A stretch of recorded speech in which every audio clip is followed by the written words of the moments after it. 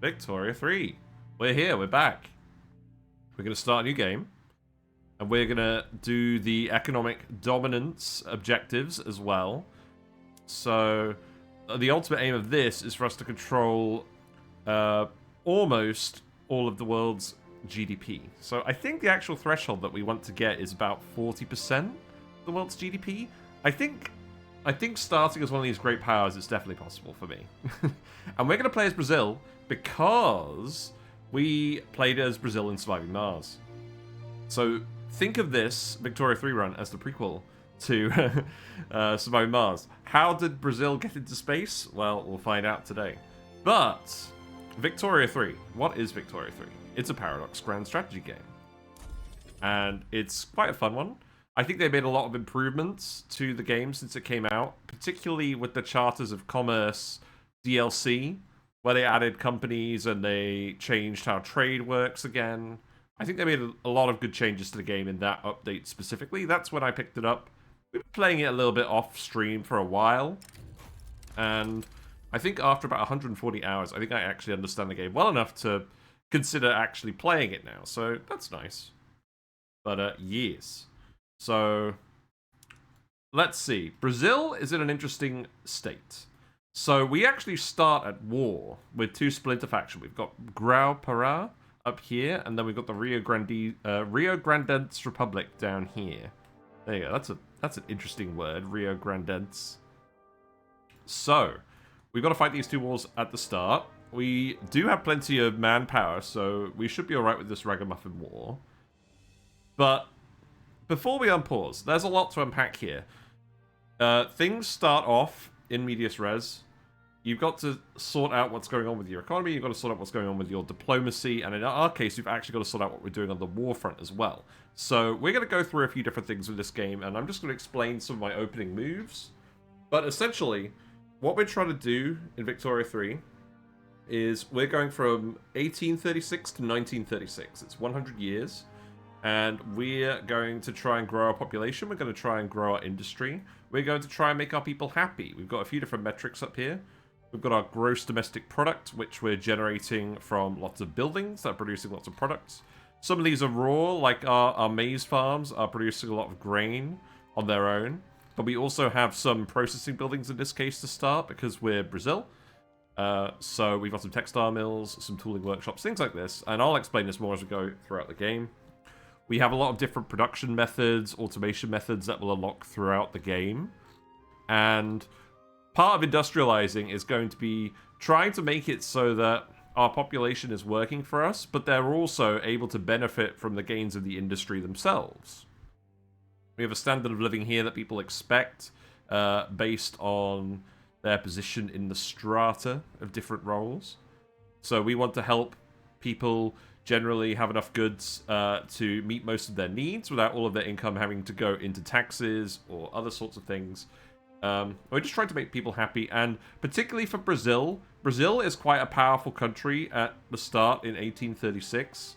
We have a large amount of industry compared to a lot of countries. We have a large amount of arable land and area for industry, which is important. Our population is not very high. And these factors combined with the fact that we can relatively easily make a liberal government means we should be able to attract a lot of migration from countries where people aren't being treated so well, and hopefully accumulate a much larger population than this. So that's going to be one of our main aims, and that's going to help us achieve this economic dominance objective. So let's go through some of my opening moves.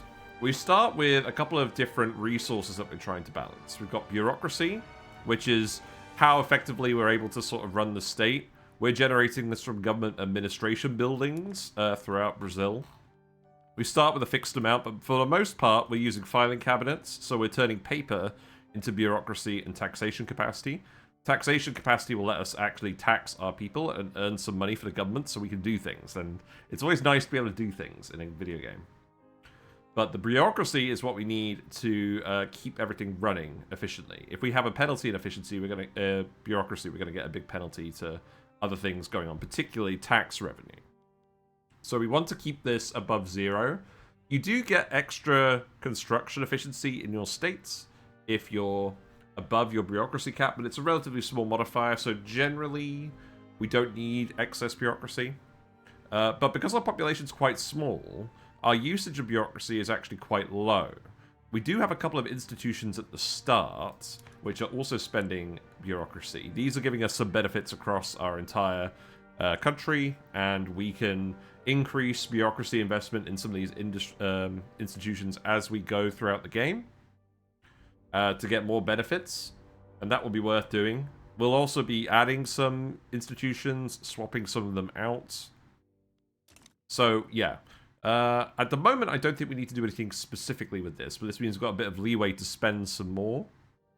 Authority is a resource that we can use either to improve what the individual states are doing, or we can use it for consumption taxes. So we can charge taxes on specific goods that people are buying, and then generate more money that way. And generally at the start of the game, you have access to a lot of authority, authoritarian measures like being a monarchy, being an autocracy, that sort of thing tend to give you authority, and then as you liberalize throughout the game, you have less, but the benefits of liberalizing generally outweigh the benefits of authority, especially if you're a large nation that's already making a lot of money. If you're a small nation, you do have some incentives to keep some authority, but you also get more authority as you go through tech, so this is probably going to go down a little bit and then sort of level off. Hope you do well, Ludus Artifacts. Welcome from Germany. The cruise is over, and today we flew from Miami to Frankfurt. Nice. Well, I'm glad that all went well. Did that all go well? I hope your travel went better than mine today. There was a car accident right outside my office, so we were all stuck in the office business park for an hour. And then there was roadworks where the road near where I live is shut for a year because they're redoing the road. So I still got in the regular traffic queue at 6:30. That felt bad. I live like 10 miles away from my workplace. It took me 2 hours to get home. So that was fun. So yeah, we've got authority. We want to spend this. I believe... So here's our budget and all of our different taxes. Our consumption tax on liquor is not actually making us a lot of money for the authority costs. So I think I'm actually just going to get rid of this.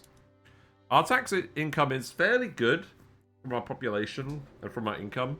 But the reality is people just aren't drinking a lot of liquor. So we don't need that. So we're going to take our 700-ish authority and we're going to pass some decrees. Now, decrees could do a lot of different things. They can boost your industry in a specific sector. They can help you recruit more troops or train your troops faster. They can help you adjust the social parameters of your country on a state-by-state basis. They can provide relief from disasters. And they can actually increase construction efficiency as well. But because Brazil is quite a large country, what we're actually going to do is we're going to focus on educating people. Our literacy rate starts at 18%. That's not great. If we look here, there's a lot of countries that are more literate than us. Japan, Great Britain, Denmark, all those countries are doing pretty well. We want literacy because we want technology. We generate a large amount of fixed innovation research points at the start just from being a normal country. And we've actually got some universities, so we're getting some from our states as well, but most of it is just the basic research we get. And we also get technology spread from other countries where if they've already researched technology, we have a chance of getting it to spread to us, and it'll spread at a variable rate. The fixed component of this is smaller, and lots of this comes from literacy in the end. We can get up to about, say, I think about 75. Yeah, I think we can get up to 75 tech spread innovation, average innovation, because it varies within a range from literacy. So the more literacy we have, the more techs we'll get, and that's good. We also need to actually select a tech to research. But first of all, we're just going to go to the most populous states. I believe the ones that are highlighted... What map mode is this? Political strength. Let's have a look at global population. So, yeah, here we go. Global population. So, we want to put our education degrees in the most populous states, I think. So we'll start off doing that. I don't think we need to do anything for the war. We have much more available manpower than these splinter factions, so we can just defend at the start and then gradually just wear them down with attrition. So generally most of our population's on the coast. That makes sense. So I'll probably do like, I don't know, like these ones. I'm not going to be overly scientific about it, but I think that makes sense. So long as this one has one, right? Yeah. Okay, that's good. You started 15 minutes late and you had to wait for a taxi. Yeah, it was okay. Better than the home travel. Your girlfriend's dad. Big traffic jam. Oh dear. Oh, 3 hours. Oh god. Traffic is really bad everywhere at the moment, I swear. Anyways. Yeah, so that's going to be our authority spent. That's good. You do get a bonus to enacting laws faster with more authority, but that's not a very high bonus. If we have a deficit, the people are going to start getting angry at us, but it's not that bad. But you can't actually spend authority into a deficit. You'll end up in a deficit as things change, but you can't literally select an option like this if you don't have the authority for it. So that's fine. Let's actually pick a tech while we were talking about innovation. We have a few different interest groups here that do different things. If you make different groups in your country happy, depending on how powerful they are, they'll give you bonuses or penalties. And normally, the intelligentsia give you a bonus to social research, but Brazil actually has some unique interest groups. So we get different effects from a lot of these guys than usual. And it doesn't look like any of these are specifically for technology. So we're just as efficient at researching any of these techs. We've got production techs for advanced goods production, new buildings, new production methods, etc. I don't think we generally need to look at this. We don't start with a lot of this tech. We can get a lot of this via spread, and we've got other things to focus on at the beginning anyways, so that's fine. Military, we are strong enough. We have enough people that we don't need to overly invest in military tech. There are some general benefits in here, but not that many general benefits. And we start with some quite advanced military technology as well, so that's good. And then society. I usually like to invest my tech in society at first, because this both helps educate your people and get more tech, and it can also help give you more money, because you can unlock better financial tools, so you can start constructing stuff faster. That's very important. And we also have a tech here that can actually give us more authority off the bat, so we can do another decree, which I think will be impactful. So I think we'll probably shuffle this around a bit. Let's just start with mass communication. There's an ahead of time penalty for researching texts that are too advanced. So ideally, we want to clear out the texts in the first era before we move on to more advanced texts. But this one just literally gives us 10% more authority. We'll see if we get this spreading or if we get another text spreading, and then we'll adjust accordingly. So that's good. We've got influence. So influence does two things. First of all, you can spend it for diplomatic relations and treaties and whatnot with other countries. This is important to us. If you don't spend it, then your infamy goes down faster and you generate more leverage. We actually start with some infamy because of the military historical situation of Brazil on January 1st, 1836. So we're going to fight these guys. We do actually want some infamy decay, but this will decay fast enough for our purposes that we can spend some of this influence anyways. So what we'll do is, for now, let's actually just improve relations with the great powers. Great powers are very important. We want to be friends with them. We want to become one. We're almost one already at the start of the game, which is pretty good. And I'll explain that more in a minute. But I don't have any plans on conquering these three territories from Great Britain, the Netherlands, and France. So I'm just going to improve relations with all of them. And then we've got a little bit of influence left over for infamy decay, so that's nice. Oh, I'm glad you did all arrive home eventually. That's good. Yeah, so there we go. That's that. Convoys don't really matter. You'll usually have excess convoys unless you're setting up a lot of specific international trade treaties, but we're not going to need to do that.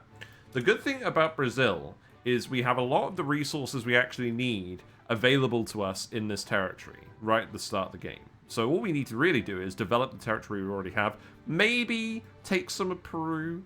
There's sulfur in Peru. We don't have sulfur.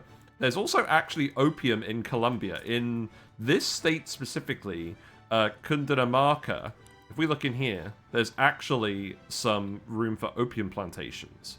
So we probably do want this at some point, because opium is actually quite useful for military mobilization, for helping your troops. So we'll want our own source of that, and that's the only source in South America. The other resource that we're really going to lack if we consolidate our market in South America is silk. That's just how the dice rolls. We're not going to really have much choice with that. Obviously, most of the silk is in Asia, so we can make a friend in Asia. Possibly we can make a subject in Asia. Something along those lines. To get some silk, so we can make luxury clothes and things. Hello, Ayla Evo. We're back. We fixed the issues with Victoria 3. So we fixed some... First of all, we fixed some shaders. I think it looks alright. We turned off, like, the depth of field and the bloom and stuff, but you can see everything in high fidelity, and we're getting a solid 30 FPS, so I'm pretty happy with this. And OBS isn't freaking out because we've actually switched to display capture, so I'm happy. This is a very pretty game. We're used to playing Oxygen Not Included and other 2D games, and this is a 3D map. I love it. And you get to see, like, little trains come across all the roads later.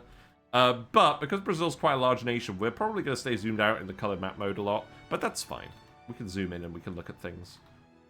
Do we have anything particularly interesting over here? Probably not yet. I mean, sometimes there's random interesting things. But perhaps we're a little early for that. We'll probably add some more interesting things later. Anyways, let's not get distracted by the shiny baubles. Yeah, so convoys don't really matter too much. And our plan, at least for the first 50 years, is to consolidate our influence over South America. I want to make sure that we have Panama under our control so we can build the Panama Canal and facilitate trade that way. I guess we're probably gonna be competing with the US on a few things, but we'll see how it goes. Sometimes this game can get really crazy. Maybe Mexico will end up being our rival.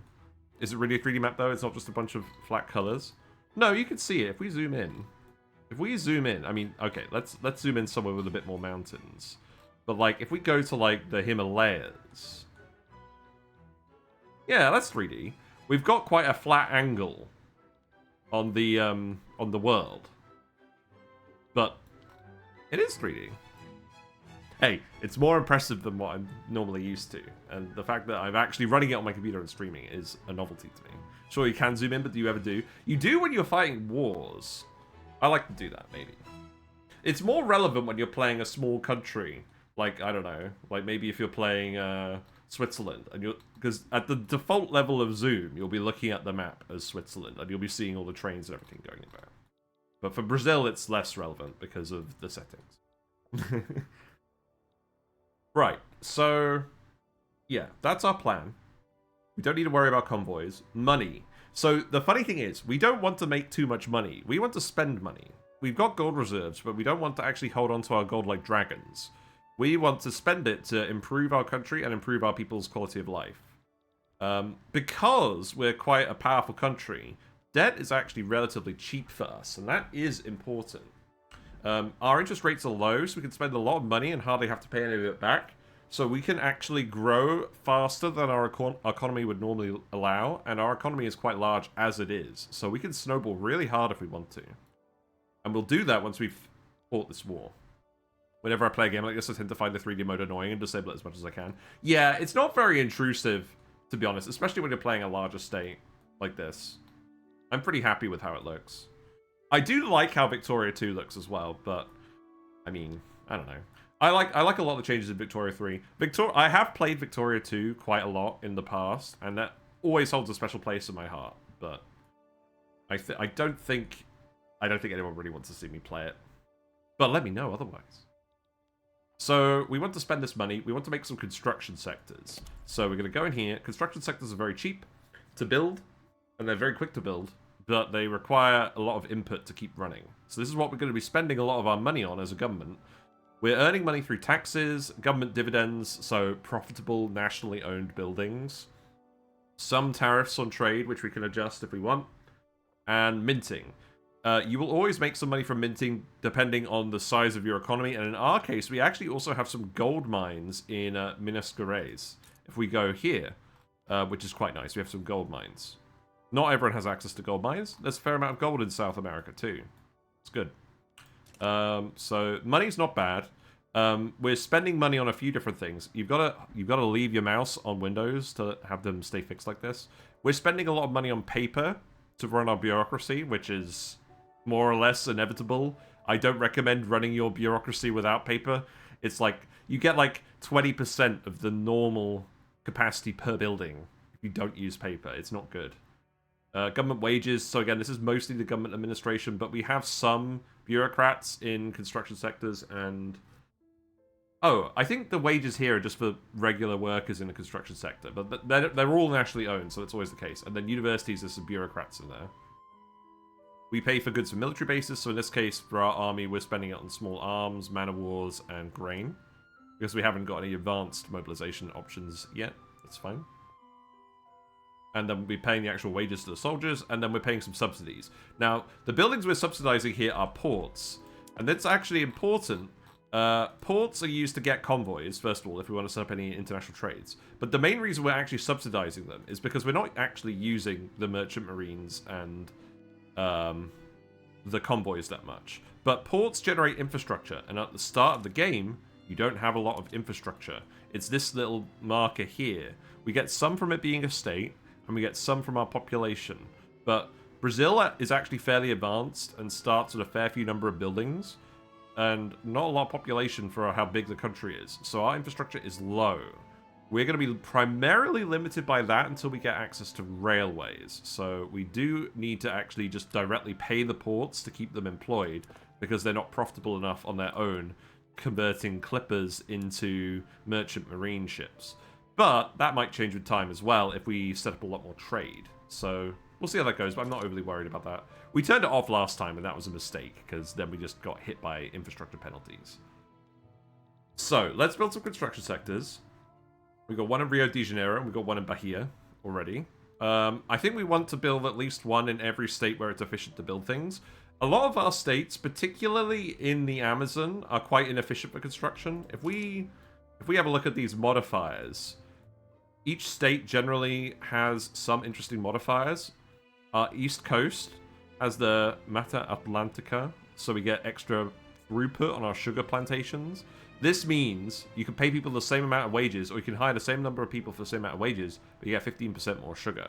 So this is effectively like an efficiency boost. And then we've also got Sertão. Now, I'm going to confess, I don't know any Portuguese, so I'm sure I'm pronouncing things wrong. I do apologize. So we'll try and avoid it if I think there's any ambiguity, but we get less infrastructure here, but we get more ranches output from livestock. So that's interesting to consider as well. A lot of these are actually benefits, which is really good for us. We got extra tobacco production over here. And we've got extra coffee over here, extra infrastructure on this big river. That's good. But if we go into the Amazon, we've got this Amazon rainforest modifier. This gives us minus 30% construction efficiency. So we're probably going to want to counteract that with road building from the decree if we do any fixed large expenses of building over here to mitigate that. And we also get a big infrastructure penalty. So we're probably not going to do too much stuff here. It's also inland, so we can't actually build ports for infrastructure here. So we're probably going to wait until we get railways before we really industrialize the Amazon. That makes sense. But it does give a 25% bonus to building hardwood output. And that's not a throughput bonus, that's an output bonus. So, does that make a difference? I don't know. It seems really good. So we'll use that later.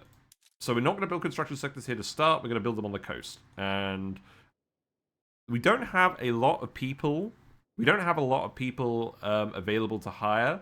I think we have enough for a few buildings, but we're going to have to spread it out across the country to make sure there's people available for the jobs we're setting up. But it should be all right. So we can build them where it's cheap, where we've already got lumber camps. That makes sense.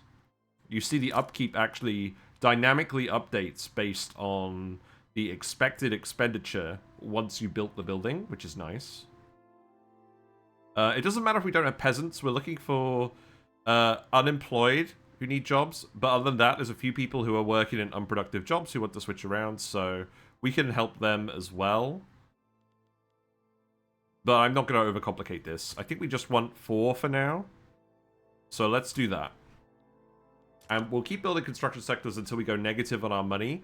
And so long as we're a little bit negative, I think we'll be alright, because we can grow our economy faster than the interest from the debt is actually going to matter. That's the key to playing a large country, is riding the line of debt to see how much you can get away with. Happy Tuesday, Arisia. Hello, Ugg800. Hope you're doing well. How's Shen doing with Rogue State Revolution?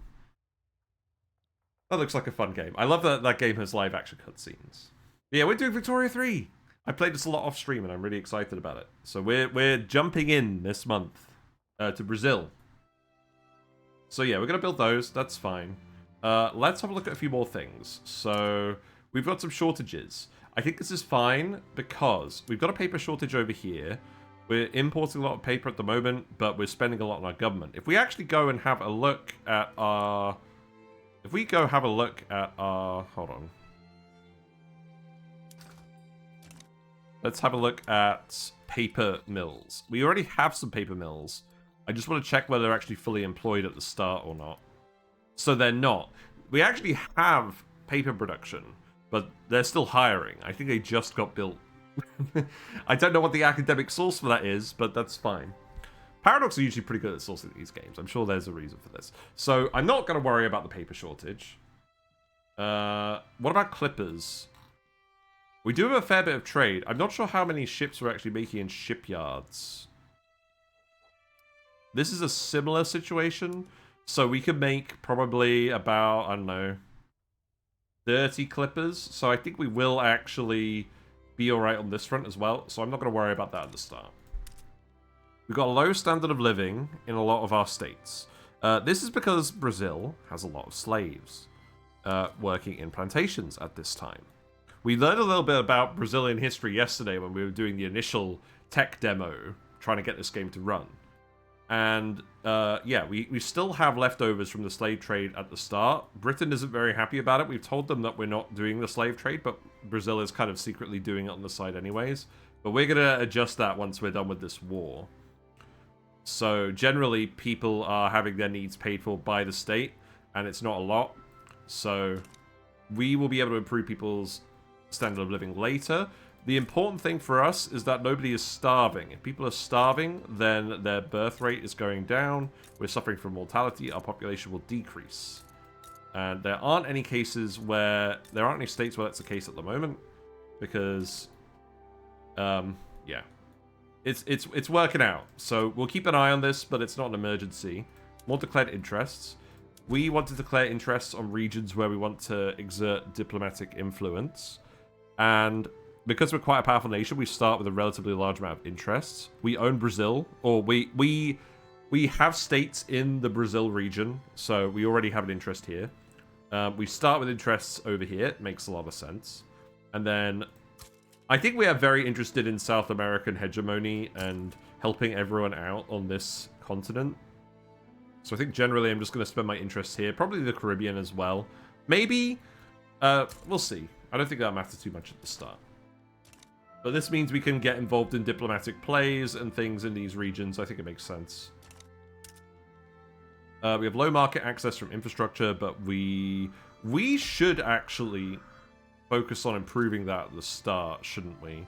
The ports are all subsidized, so I believe they are all fully employed already. Yes. Okay. So we'll probably actually want to build a couple more ports, or maybe just one more port for now, to get some more infrastructure. As we build more things, infrastructure will go down, and it will go down pretty quickly. But we can keep the port at the back of our construction queue. We can keep adjusting this. As any country in the game, you start with 10 construction, and you get this for free no matter what, so that's pretty good. For AI countries, you can have up to 10 free construction based on your country size. The player, by default, always gets 10, so you can actually do something. But you can disable that if you want to be really hardcore and just do nothing at the start as a small country. You are allowed. But for extra construction, we have to pay for it with the construction sectors and our building method. So it's important when you're a small country to not overbuild construction sectors, because if you get into much debt and you can't actually build, you're not able to pay for anything, then you'll go bankrupt, and that's really, really bad. So you'll want to pause your construction queue, and when you do that, that means you're actually pausing your free 10 construction. So it's better to err on the side of caution if you're small, but we're quite large, and we could get into debt much more cheaply than normal. So we can go a little bit harder on this than I normally recommend. So let's just leave it like that for now, and then we'll adjust the rest of the economy later. We are actually in the middle of a war, so we've got some commanders here, we've got some infantry. We have a mix of irregular infantry and line infantry. Line infantry is much stronger, but it does require goods input, namely small arms. We do currently have expensive small arms, but we actually do have an arms industry in Brazil at the start of the game, which is kind of rare. And it's only half employed, so I think that's going to sort itself out. I think we will have enough, based on this goods balance, I think we will end up producing enough arms that we can keep the number of line infantry that we currently have. Line infantry, not lime infantry, Christ. So we'll keep that number, we'll increase the amount of irregulars we have, and again, we'll probably just spread this out to states with good construction efficiency. Probably just one at each for now, and then we'll go a bit more granular after that.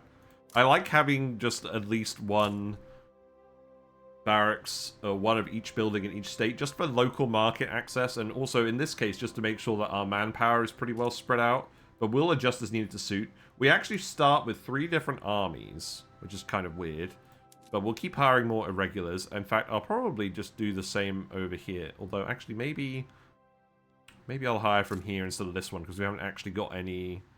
We haven't got many peasants or unemployed in Parana. So, we'll do that.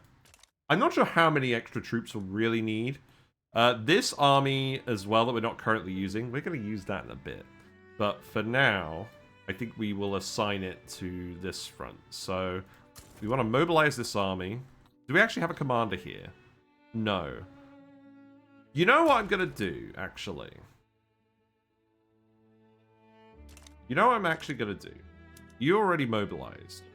Can I... I'm beginning to think I should have mobilized these guys. Can I... No, I don't want to disband. I want to transfer units into the... Oh, God. Into the Mato Grosso front. Here. Transfer everything. Yeah, do that. So then you're under the commander. We'll unpause in a minute, but this army is going to go away.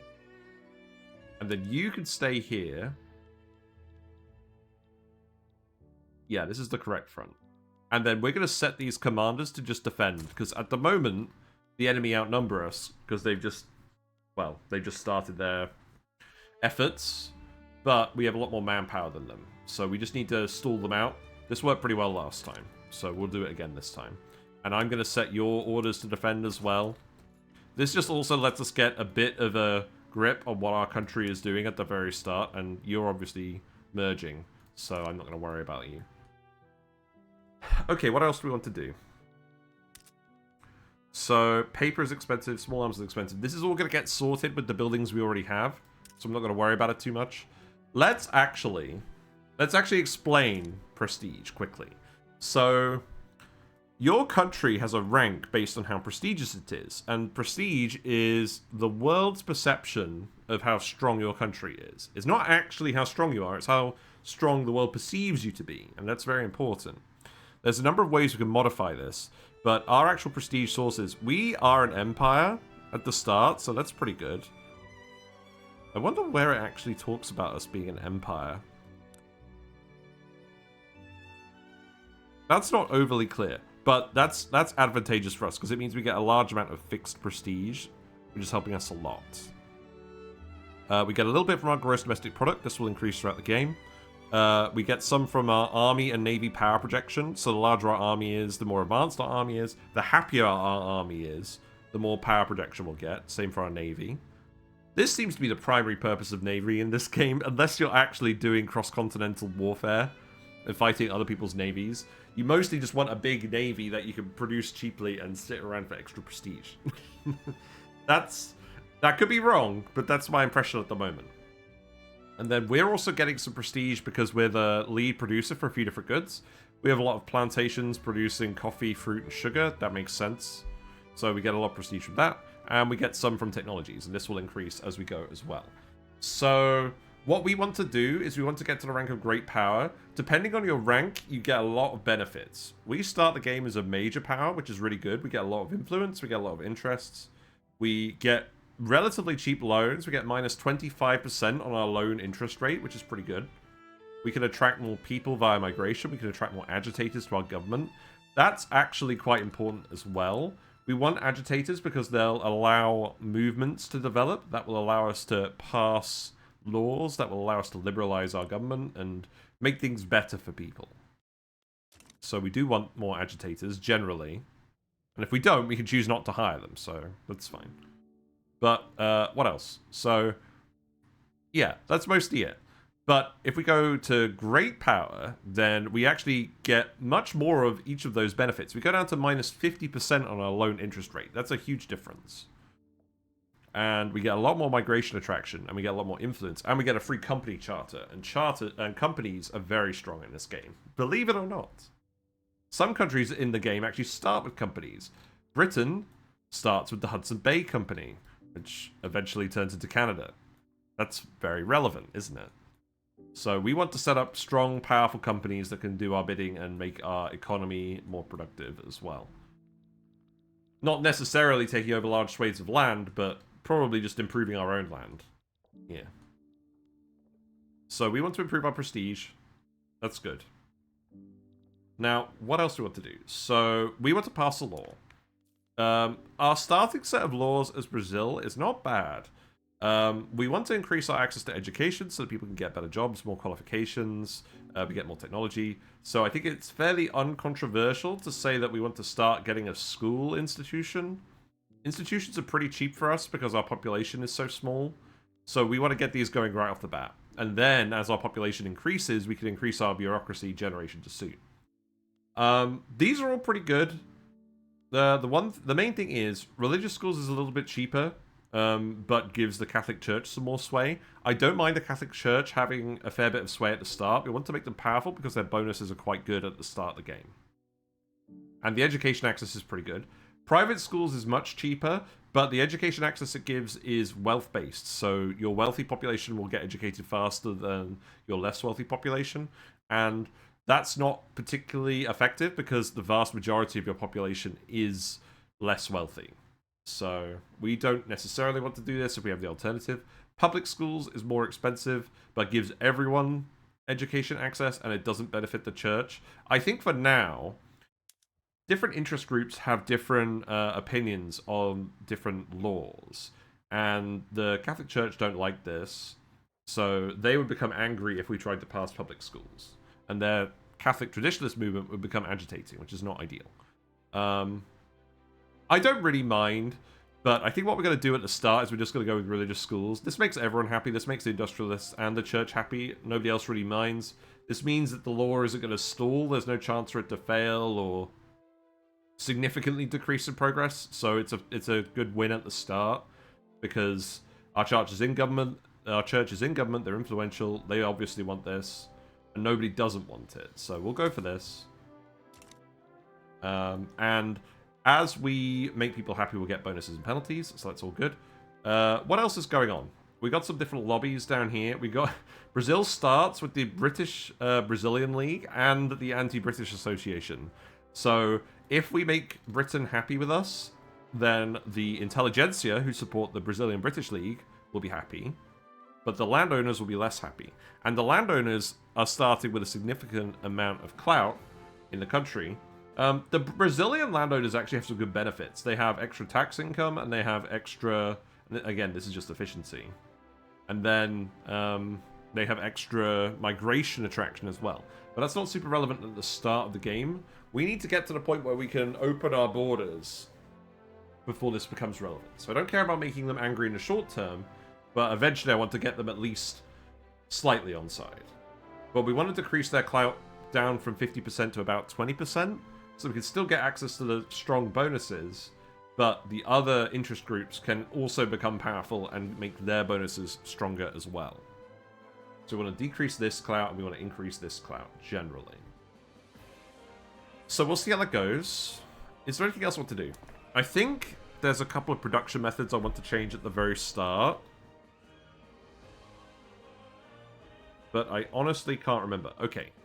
Our logging camps are not very efficient at the moment. Why is this?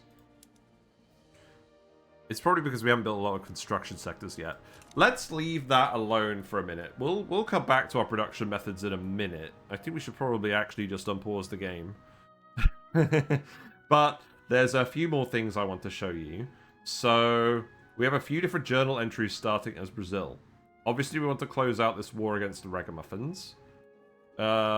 Slavery, we basically, at the moment, we want to keep this bar in the middle until we manage to pass a law that gets rid of the slave trade. If we let it go all the way to the bottom, then we'll trigger this event. This might actually be... no. Hold on. Right. If we get all the way to the bottom, then we'll get this modifier renewed African cycle, which gives us more slave imports, but decreases our prestige and our influence. And this prestige, we need prestige to get to a great power status. That's very important for us. Be able to grow quickly.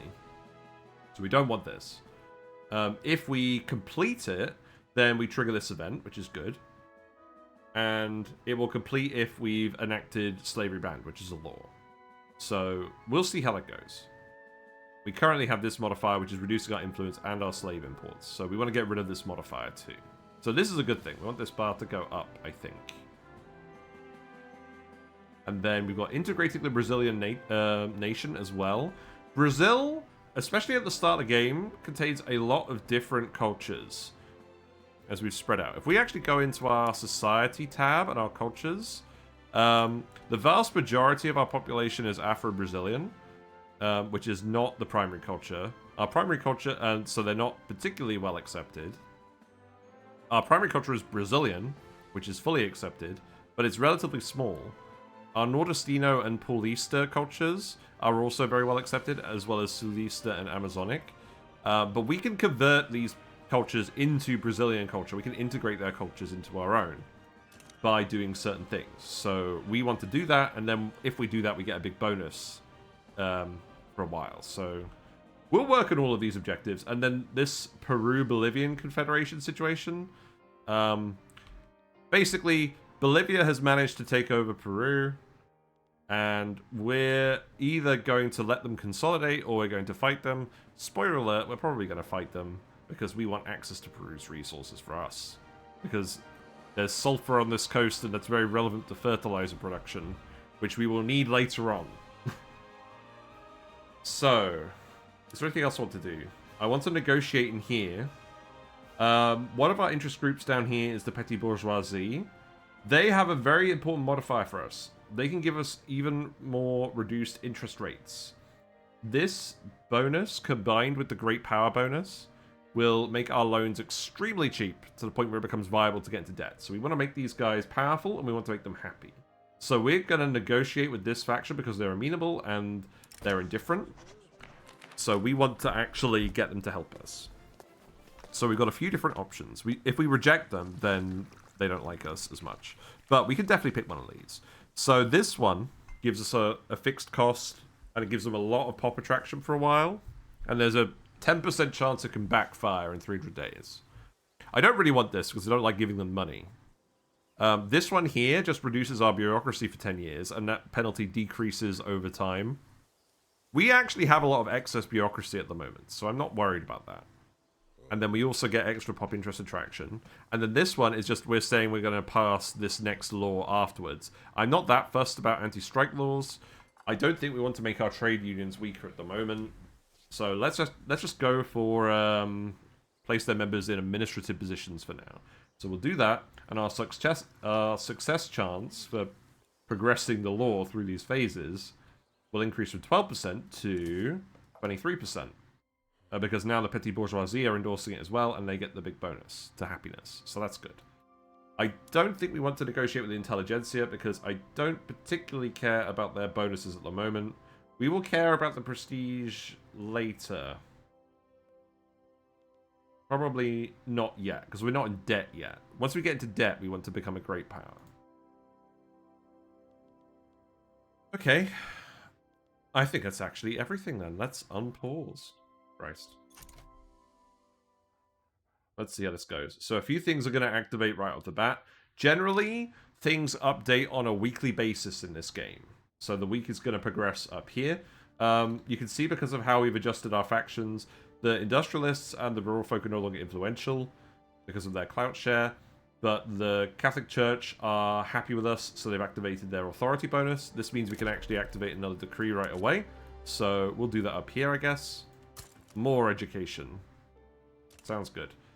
And then the petty bourgeoisie have activated their bonus, which is giving us more bureaucracy. So that's good. That's going to counteract the penalty, the temporary penalty for getting them on board, if we can keep them happy. So that's good. We've also got an objective to expand our mining industries. This is just part of the economic dominance mission that we picked at the start. We obviously want to industrialize at some point, so we'll put this on our queue. But there's a few other things we'll have to do.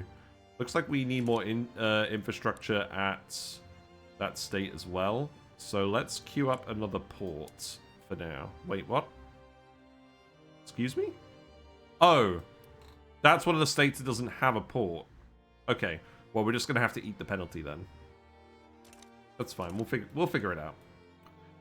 Okay, let's stay on pause. So at the moment, these fronts say we have a disadvantage. But I think if we defend and they're the ones pushing, we'll be alright. But we want to build our construction sectors to start, and then we can build our barracks faster to get our troop count up faster. And again, we're going to add more troops to this front, so even though it's looking pretty negative to us at the moment, that's going to balance out. In terms of wages as well, we can actually increase our military wages and I'll get extra morale recovery and extra power projection. Our military is pretty small, so this is pretty cheap, and this is going to give us a big bonus to prestige. And it's going to make our armed forces happy. They're marginalized, so they're not going to give us any bonuses at the moment. They're too small a faction in our country. But the morale recovery will be very helpful, especially when we're defending. So that's good. We can also increase government wages. Again, this is very cheap at the moment. And the good thing about this is it increases authority, intelligentsia, and petty bourgeoisie approval. So this is good. This might actually let us unlock that extra interest rate on these guys now. You generally want to unlock stuff early because there's a bit of inertia. This bonus will activate once they reach a happiness of 10, and it will only deactivate when they get below 8 happiness. So we want to ride the thresholds. So let's do that as well. And then we'll leave our taxes at this level. If we lower our taxes, we'll get more legitimacy for our government, less radicals, and people won't expect as high a standard of living because we're taxing them less.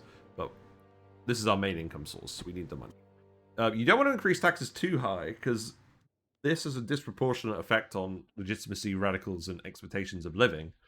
And also, we have a lot of slaves, so there's not really that much point in taxing higher because we're not going to be able to satisfy the standard of living increase, and that means we're going to get a lot of radicals. Legitimacy is also important because if we look at our government, we're contested at the moment. This is fine. We get a slight penalty for this, but the main penalty is down here. This makes it much slower to enact laws, so we don't want an unstable government. A contested government is okay. We actually have elections. So the Liberal Party recently won, so that's why they're in charge at the moment. But in terms of legitimacy, we have less legitimacy than usual at the moment because we have a regency. This is our regent at the moment. Emperor Pedro is currently 10, so we're waiting for him to grow up a little bit. And our regent isn't particularly popular because he's reserved, which is not good. Popularity has a lot of impacts in the game, but I'm not going to go into that right now.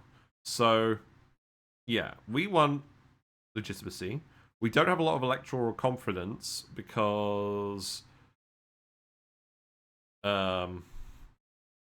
minus 50 legitimacy. What? Yeah, so people aren't very confident in our elections. We've only just set up elections in Brazil for the start of the game. But we have reduced effects of electoral confidence because of our laws. And in particular, if we actually go and have a look at wealth voting, because this is just what we've set up, or what Brazil has set up at the start of the game, we actually have a unique modifier at the start of the game called electoral clientelism, which increases our authority, but it reduces electoral confidence impact. So what this means is, it doesn't matter that people don't think our elections are fair. as much. And this will eventually go away, and it will matter more. But for now, it doesn't matter that much. So the effect on legitimacy is diminished. And then the parties in our government have a fair bit of clout, so that's good. And they received most of the votes, which is good. But the parties also disagree on a few policies, so we get less legitimacy from that. What we're really aiming for, we're aiming to maximize this, but it's kind of difficult to maximize, so we'll see how that goes. We've also got access to another agitator. We've got one here for the liberal movement, but... oh yeah, we've got Giuseppe Mazzini, if we want them to join the liberal movement. But we're going to get another agitator fairly soon anyways, so I'm not going to bother at the moment. Because of Brazil's special history. Okay, so I think we will just keep going with this for now. Let's unpause it. Yeah, so you've activated your loan bonus. We'll make sure to hold on to that. These are technologies that's spreading. So the important thing is mass communication is spreading. This is the tech we actually picked at the start of the game. Generally, I mean, this is just my take. It might be wrong. I don't think you want to stack your research with technology spread. Yes, you research tech very fast, but you also miss out on the rest of the spread. So unless you urgently need the tech, I think you get more research points overall by researching non-spreading techs. So let's actually shift gears and go to stock exchange. I like the idea of doing stock exchange because this market access price impact is going to make the price of goods throughout our country equalize a lot more. At the moment, we've got a lot of industry in some states for some goods, and not so much for others. So the goods are expensive far away. This will help minimize that. And it will also be impactful when it comes to trade, which is going to be relevant for us. Or we could actually research banking. These both cost the same amount because they're in the same tier by this line. Banking will give us more minting. It will reduce our interest rate even further. Actually, that seems pretty good. We have a fair bit of minting as well. But we're not currently in debt. Let's do this first and then go for banking. So that'll take us 32 months. But that may end up speeding up. We'll see. So we're going to get hit by a load of events at the start because we're playing as Brazil, and Brazil has a lot of content, so let's keep an eye on it. The triumviral regency of the landowners and armed forces was recently overthrown and replaced by the democratically selected Feijó regency. Until Emperor Pedro comes of age, Brazil will likely be engulfed in political turmoil. Makes sense. So we get more intelligentsia political strength, less legitimacy, and more enactment time. Yes, we were aware of this. So these guys, again, we do want to keep these guys on side. Doesn't matter too much based on their bonuses, but they're going to become quite powerful, whether we like it or not, at the moment. So let's keep an eye on things here. A fight is probably going to start fairly soon. Yeah, here we go. So let's have a look at this. So we're defending. Our defense is pretty good, actually. Where is this defense coming from? I think it's because mostly our line infantry and our cuirassiers are defending, and the irregulars aren't really involved too much. So we've got our advanced units defending, and they've got their less advanced units attacking. It's mostly irregulars. So we should defend this fairly well. We want the bar to turn red. We could watch this.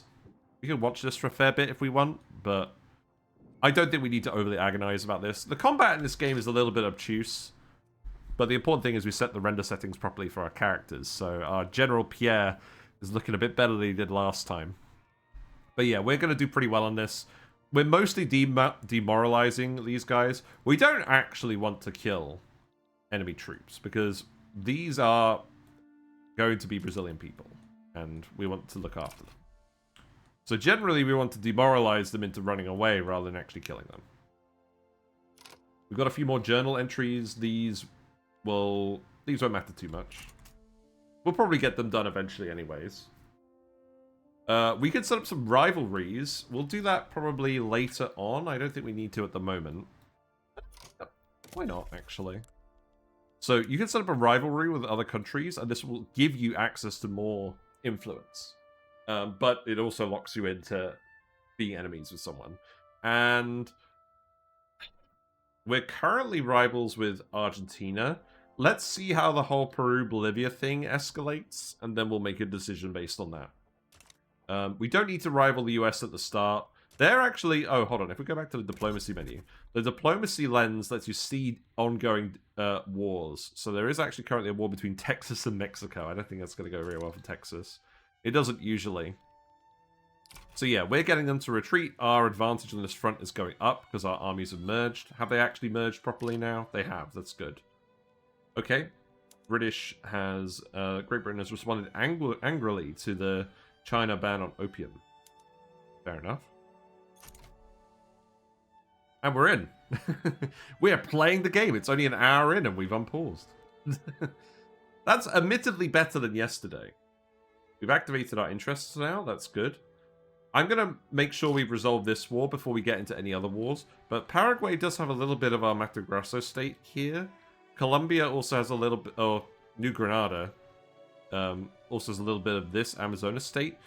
But crucially... Oh, Bolivia also has a bit of Amazonas over here. But crucially, we want to get Amazonas back from Grao Para before we get it back from Bolivia and New Granada. Because these guys are Brazilians. When we beat them, we get an event, and we don't have to incorporate this territory because it's already our territory.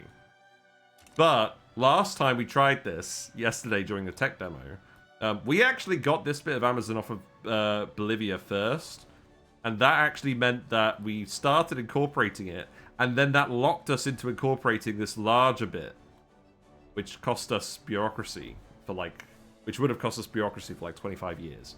So we don't want to do that. Also, it looks like our private investors are actually building some stuff as well. So, me, as the government, I'm choosing to build stuff, but our financial districts are also choosing to build stuff.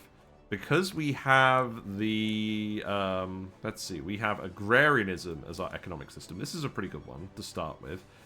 50% of our construction is allocated to the private sector, and we get 50%, let's see. So we get increased investment pool contribution efficiency from aristocrats, farmers, and clergymen, and less from capitalists. This is good if we have a lot of rural land and a lot of landowners. So this is good at the start, but we're going to want to transition away from this eventually. But this means they're paying for half of the construction costs, which means so long as the financial districts are funding construction, and we're able to get that from our population, we don't have to spend as much, and we get more stuff built because they're helping us. That's good. And we probably want cotton because we're going to use fabric for the construction sectors anyways. So this seems good. And we have the, because we're a relatively advanced nation, we start with the cotton gin technology, which gives us a flat 25% bonus to our cotton plantation output. So that's good. So we'll leave that alone. We'll keep an eye on these fronts, but I don't think there's any emergencies. If we see any bad battles, we can have a look. I mean, we're doing fine on this one, again, because we're defending with our advanced units and they're attacking with their less advanced units. So even though they outnumber us, military tech makes a gigantic difference. You do not want to fight a war with less advanced tech. Numbers stop mattering because of combat width. Okay. Good. I realized I haven't actually got a drink. We do need to get a drink. So I'm going to go do that very quickly. Thanks for being patient with me while we get set up. And I will be right back, and we will get something to drink. Have I actually got my BRB thing here? We do. Okay. Here's the fish. I'll be back in just a sec. Don't go anywhere. Alrighty. We're back. Oh, wait. Hold on. There we go. I got some Fanta. We're all good. One thing I want to point out before we continue again. Our GDP number up here. This actually starts at 7 million, and it's gone down to 4.5 million. That's not because we've failed our economy. It's because it's simulating these two factions splitting off, I think. Not sure, honestly. I'm just going to choose to cope. But yeah, let's keep looking at this. So, yeah, we're building our construction sectors. That's going fine. So this number is going to start going up as our newly built construction sectors start hiring people. And then we can start micromanaging our economy a little bit based on the new demand. Because these are going to consume a lot of wood and fabric each. And we're going to be paying for it.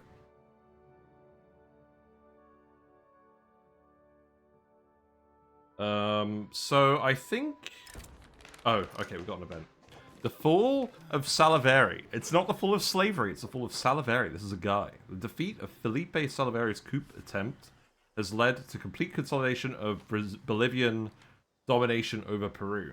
Supreme Protector Andre de Santa Cruz has declared the imminent formation of a confederation between the two nations. So, what do we want to do? Do we want to get rid of the Confederation? Do we want to be friends with the Confederation, or do we not care? I think we want to get rid of the Confederation entirely because we want access to the sulfur and the gold in Peru. I don't even really care about Bolivia. We're just going to pick them apart and use them to get access to Peru. So we're going to fight them. So this means we get some extra training rate and conscriptable battalions. I'm not sure we're going to need conscripts, but that should be fine. So we'll do that. Sorry, Bolivia. I am just going to rival Bolivia then. Let's not beat around the bush. We'll do that, get some more influence. We can use this to actually reduce our infamy generation, or we can improve relations with someone else. Is there anyone I want to actually improve relations with? I don't know, Mexico? Let's improve relations with Mexico. I don't think we're actually going to want to go to war with Mexico. I don't think they have anything that we really need. I like the map for Brazil as well. Different countries start with a different map. Oh, look! We've got some sardines. Or are these anchovies? Does it say? Sorry, I'm getting really distracted now. We got some fruit. We got some coins. And then down here, what have we got? We got a cigar. We've got like a little purse. Yeah, cool. I love the little details of this. But yeah, I like the map with all the where the Mappa Mundi. I like this emblem a lot. Cool. Okay, let's stop getting distracted. So we've got loyalists and radicals. Radicals are bad because they don't like you and they're going to cause problems. But they also generate turmoil, which means you get less taxes and stuff. And the more radicals you have, the less your interest groups like you. And loyalists are kind of the opposite. Interest groups will like you more. If you have loyalists, they're not radicals, and they're generally helpful. So we want to increase loyalists and decrease radicals, generally speaking. Any other events going on at the moment? Doesn't look like it. I don't care about ongoing diplomatic actions. Looks like we're just building barracks now at the moment. That's fine. We do want to stop earning so much money. We want to be spending this money, but we're still filling our construction sectors. So let's be patient on that.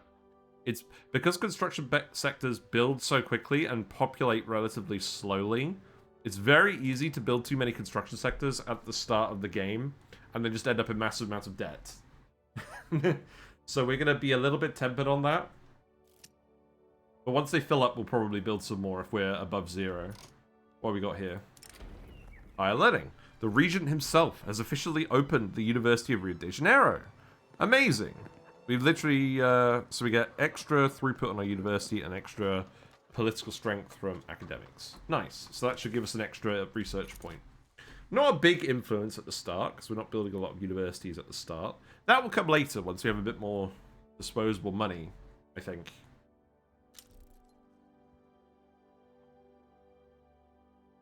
Yeah, I think this is fine. So this bar is going up. If this completes, that's bad. I think we want to do a restore a victory where Bolivia loses theirs. We've got to make Bolivia lose their subjects to get the restore a victory. That's what we're looking for. Yeah, you declared us rival. That's good. Well, it is what it is. Yeah, we're still winning these defenses. That's all we need to do. We can push them when we need to, but we don't need to push them at the moment. We'll get a few more troops first. How's our organization looking? Yeah, so our manpower is increasing because we're recruiting these troops. Some of them are fighting, so it's going down, but it's also going up at the same time. And our morale is high, so that's good. That's what I like to see. France is attacking North Africa, like they usually do. France is very keen to get Algeria.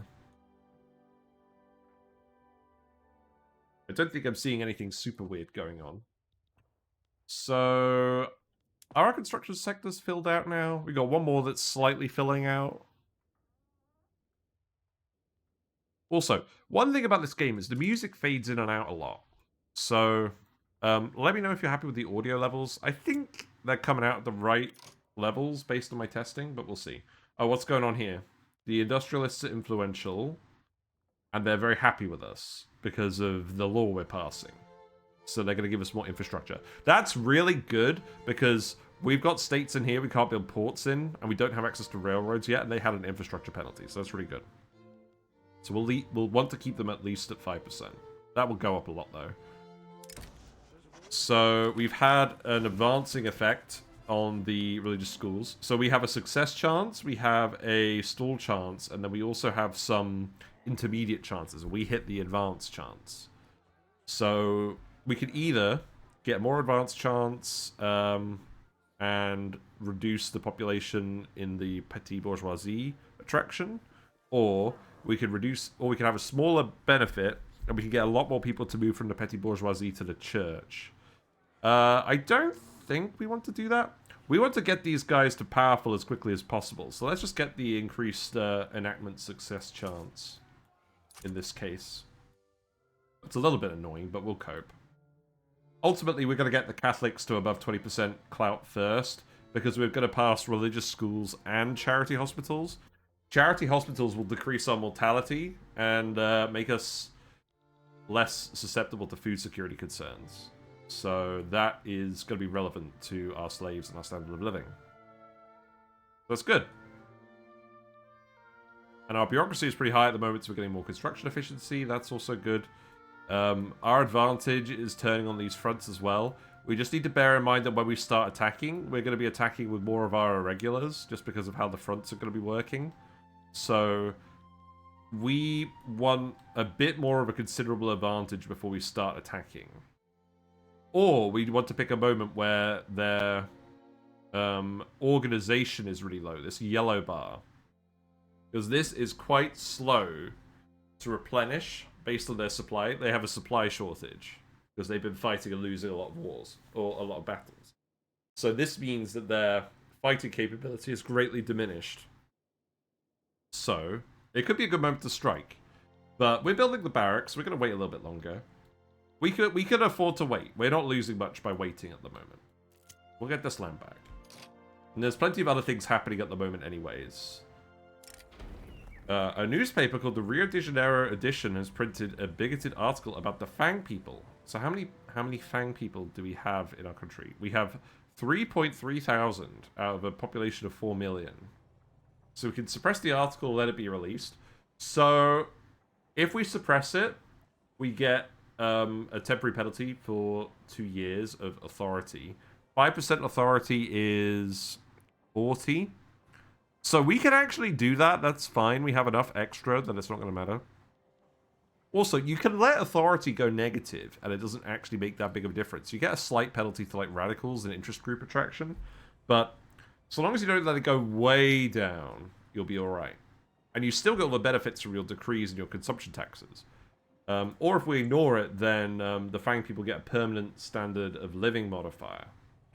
Is this really permanent for a single newspaper article? I'm not sure if it's realistic or not. In any case, this penalty is temporary, and we can very easily afford to pay it, so we'll just do that. I know it's only 0.1% of our population, but this isn't costing us anything to suppress it, really. Okay, good. Looks like they're actually funding the tobacco plantations next, so we still get the cheaper construction. This means we can actually form more construction sectors. So I'm going to build more of them again. Let's build another 4, and then we'll get up to 30 construction, and then I think that's a good number to have. So let's round them out in a few more states. Probably ones without the construction efficiency penalty. Let's pick this one, and this one. And then, are there unemployed here?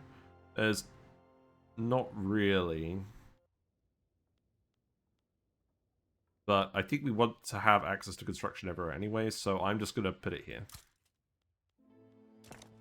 Presumably there's a follow-on event where the living standard goes back to normal. I don't know. It doesn't say it decays. It usually says explicitly whether things decay.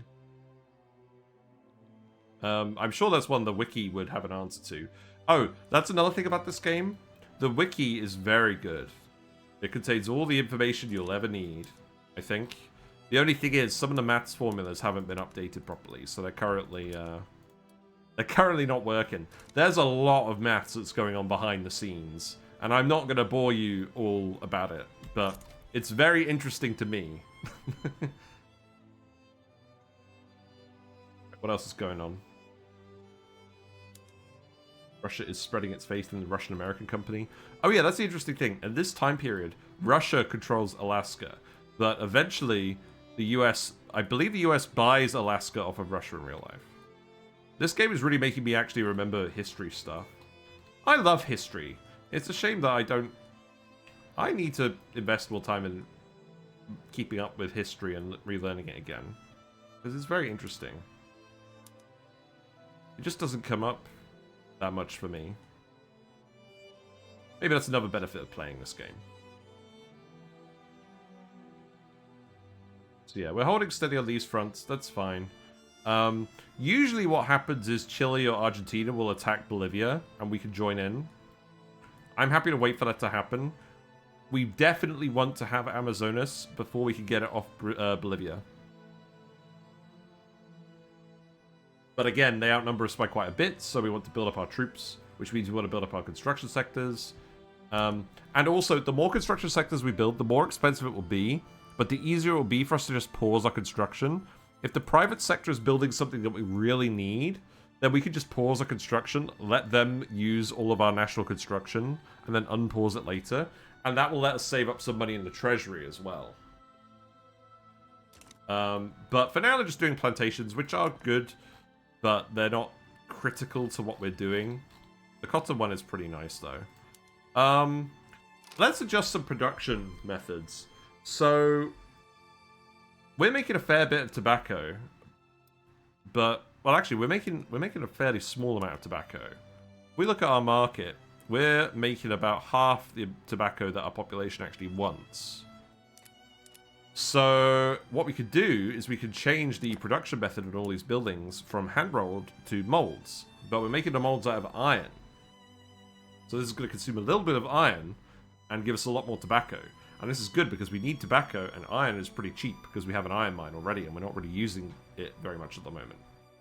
And this also swaps some of the labor from laborers or slaves to machinists, which is also a benefit to us.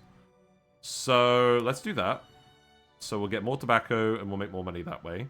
And then we can keep looking at some of these as well. Let's just do all of this right now. So, logging camps.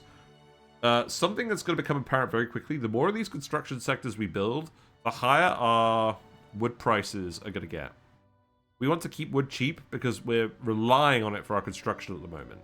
Now, we do have this big buff to hardwood production, but the thing about hardwood production is we don't need it for a lot. So if we actually go and have a look at hardwood, if we go here, we're using it for our arms industries and our military shipyards, but we're not using a lot of it. No one else actually needs it. So we don't actually need to make hardwood yet. Or we don't need to make a lot of it.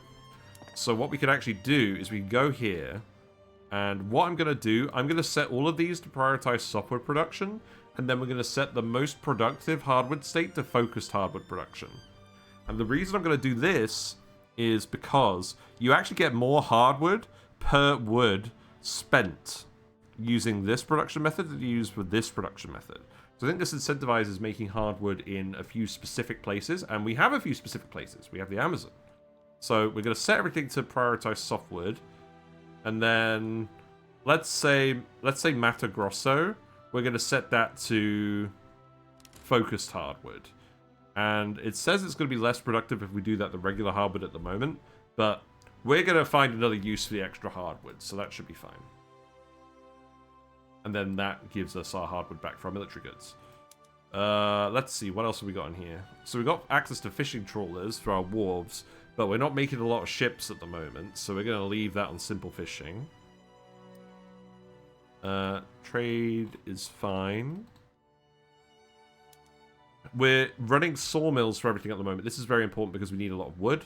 That's definitely the correct move. Nothing interesting about the universities. We have access to more advanced buildings for urban centers, but what are our general service prices?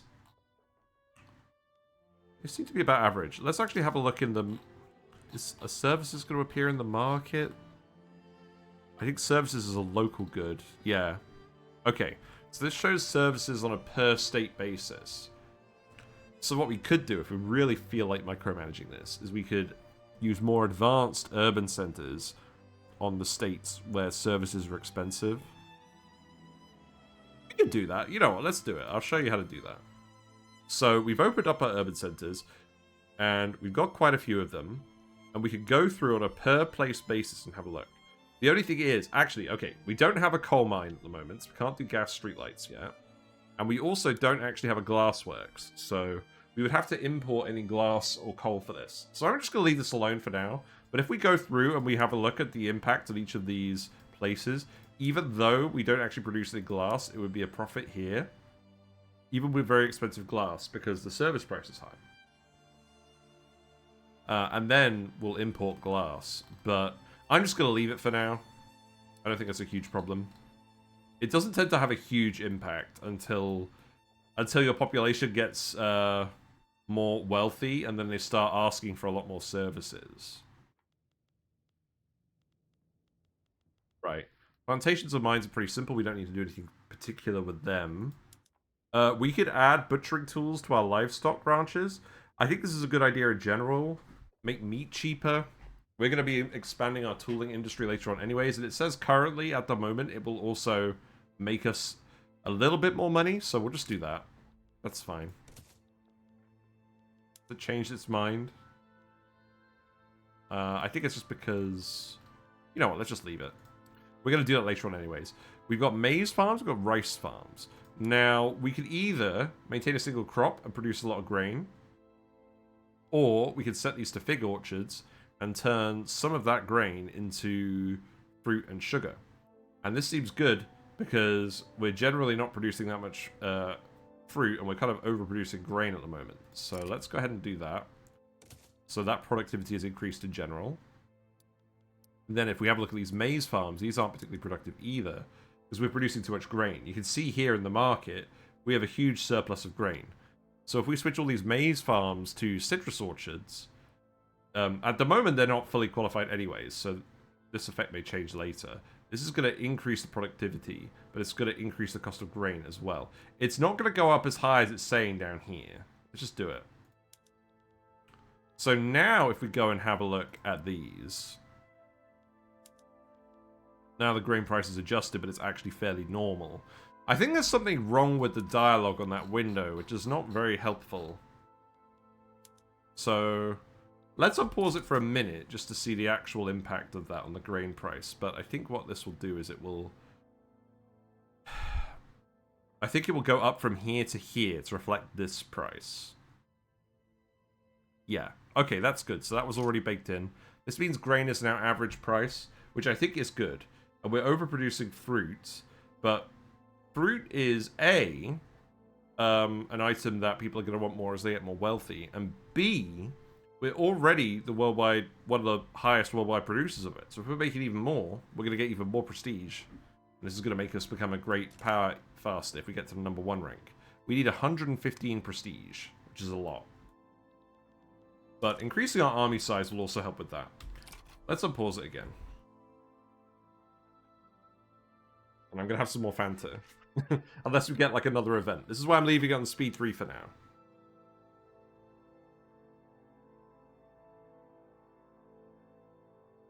But it's funny because we actually have only 100 years to do this, and we're already in September. So compared to other grand strategy games, the timeline passes pretty quickly in Victoria. I know it doesn't look like it from the map. Also, we just had a negative event occur. I believe we've got some extreme winds going on. I think we should be able to see that from the map.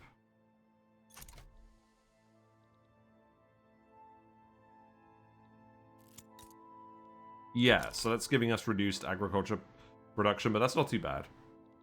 We found gold. That's good. We found extra gold fields in Minas Gerais. So gold fields are great because they don't require any inputs, and they just give you gold. It's lying around on the floor. So that's good. Eventually these deplete and they turn into more gold mines, which you use tools to get the gold out. But that's still usually pretty good for us, because we get a lot of money from that. And then we got an event here.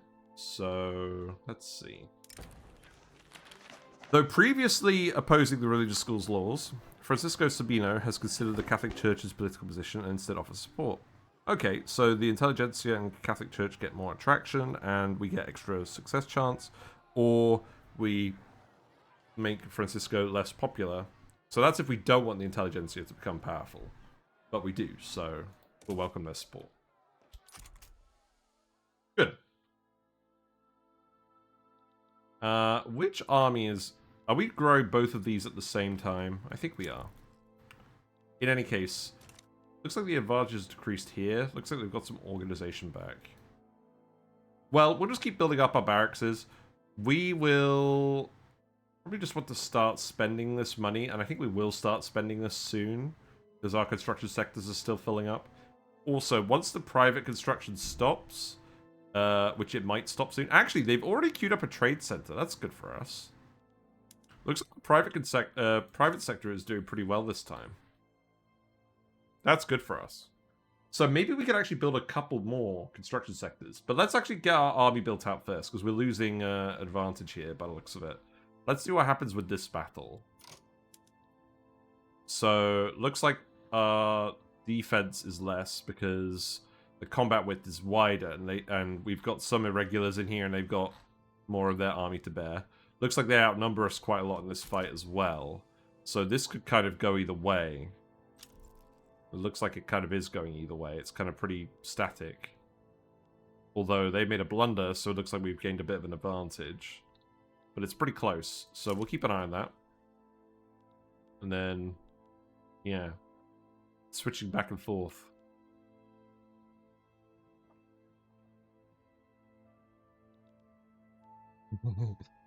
Very close, although I must say it looks like, yeah, our numbers advantages, or our numbers disadvantages is starting to press on us a bit more. But we made a maneuver here that's paid off. Interesting, interesting, interesting. And then we're doing pretty well down here. I reckon what we'll probably do is we'll probably push this one first. So these guys are really disorganized at the moment. Our guys are doing pretty well. So I think what we'll do is we'll get Pedro to advance on this front.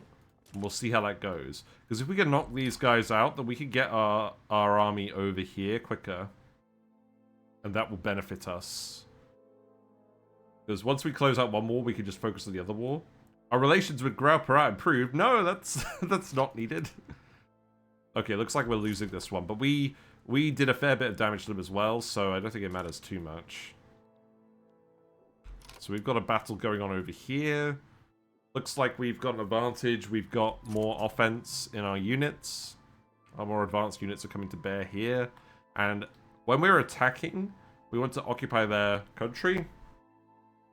Oh, looks like Giuseppe Garibaldi is defending. Oh yeah, we get this guy later, I think, as an agitator. Yes, if I was actually paying attention, I would have realized that. So, yeah, good luck, Garibaldi. That's gone pretty well for us. So that means we're going to get some occupation. And yeah, our front advantage has gone pretty well because they're basically routed. So we should be able to progress this pretty quickly. The guy that left several times. Yes, the guy yesterday that said he was leaving and then came back. So this is bad. So this looks like Grao Para has actually advanced here. And they've actually started to occupy Maranhão. So that's not good. We need to wrap this up quickly and get more troops in here. Where are these troops going at the moment?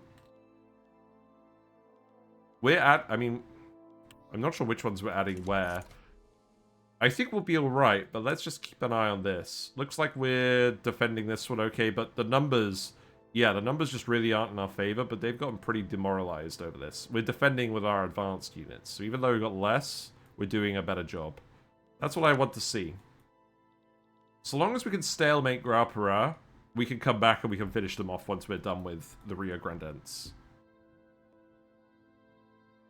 Which would be good. And in the meantime, religious schools is getting some more traction, so that's good.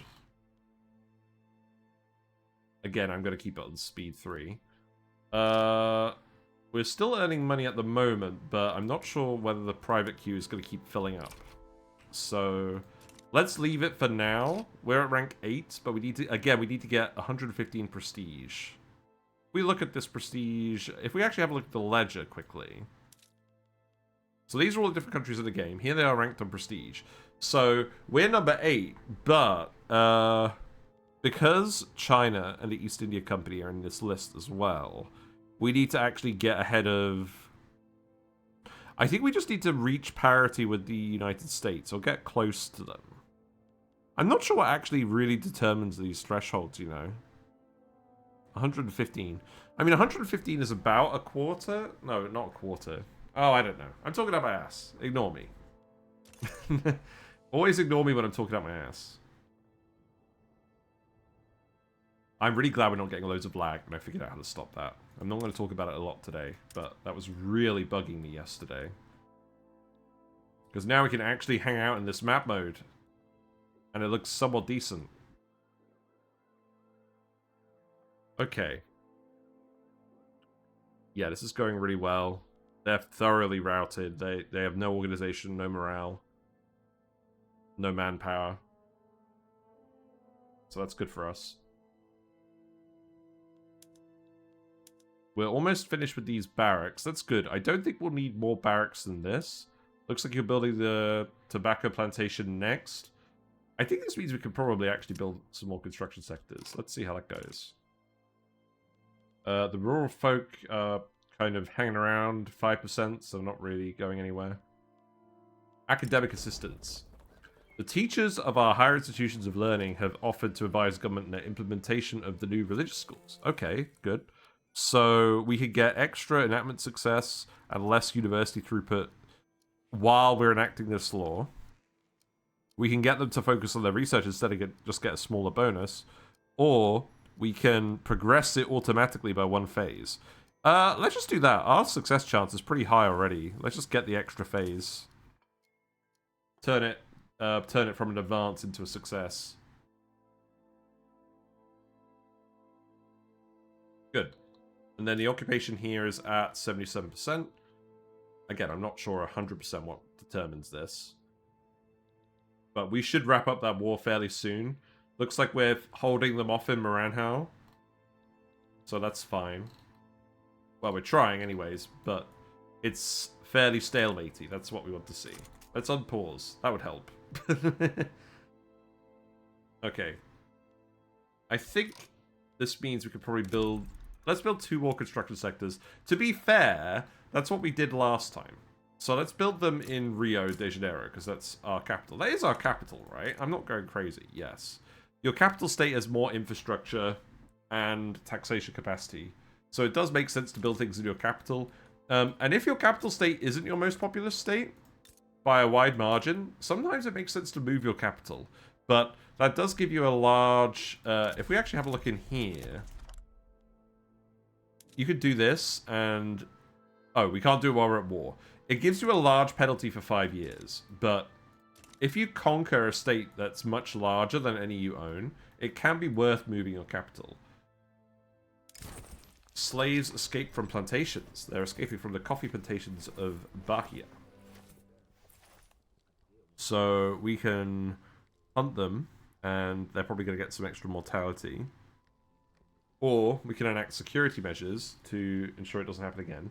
This will make the intelligentsia less happy, but we don't overly care about that at the moment. And then it means we're not getting rid of more slaves, because we want to keep them. Or we purchase more slaves from Salvador. Okay. You know, the funny thing is, we have a fair amount of money. This isn't a lot of money. And we want to get the intelligentsia over this threshold so that when we do want them, they don't decrease. But they're not at 5 yet. It's going to take a while for them to get to 5. And that's 2 years of 500 per week. I don't know, that's not a lot of money. You know what, let's just do this. So long as they don't get to -5, we'll be fine. But we really need to prevent them from getting to -5. Because then we get a prestige penalty, and that's really bad. Oh wait, so their bonus gives plus prestige, and their penalty gives minus prestige. That's interesting. How's this going? Are we losing? Are we winning? We're winning, but again, we're outnumbered, so we need to wrap this up so we can improve our numbers, but we are wrapping it up. That's good. I think this is the final battle. There we go. The Green Poncho Treaty. With the defeat of the Riograndense... Okay, it says... Okay, hold on. What's going on here? The Riograndense or the Riograndense? Which of these is it? I mean, I would have thought Riograndense makes sense, but this one appears everywhere. Anyways, that's good. So we've annexed them. We proposed, General Pedro has proposed granting amnesties and concessions to bring them back into the fold and avoid prolonged guerrilla fighting. So we can pay a lot of money and get a low devastation penalty, and we get a big authority penalty, but that decreases over time. Or we could get a large devastation modifier, and the population becomes more radical and gets extra turmoil. Or it gets extra mortality from turmoil. Well, how big is the population? The population is 208,000. So that's about 5% of our country. And 60% radicals will give them a fair amount of turmoil.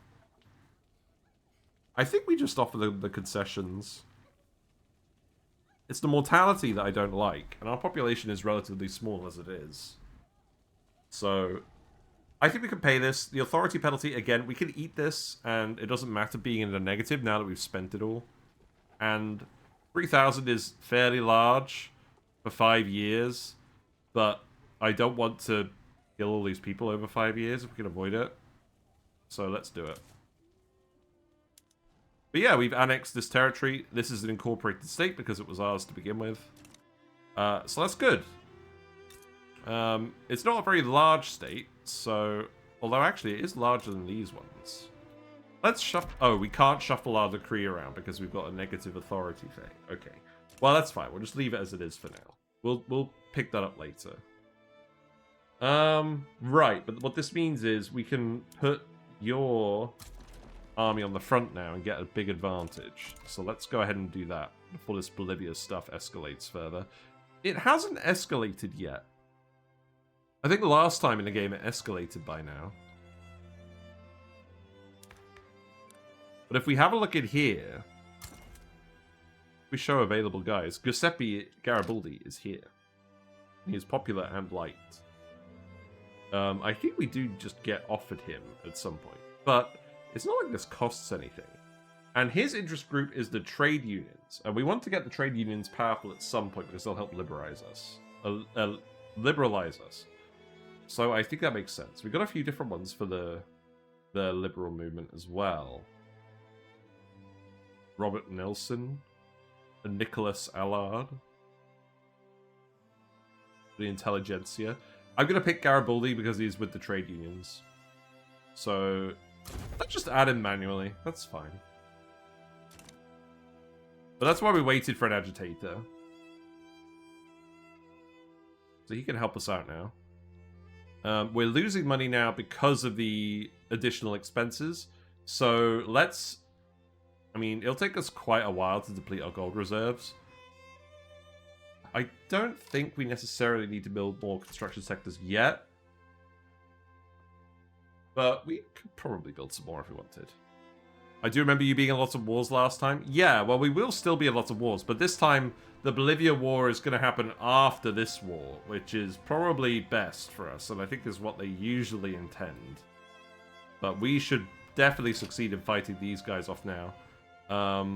They're pretty low on manpower because we've been grinding against them for ages. We have a lot of fresh manpower here, so I'm going to tell you to attack. Yep, that's good. And I'm going to tell you to attack.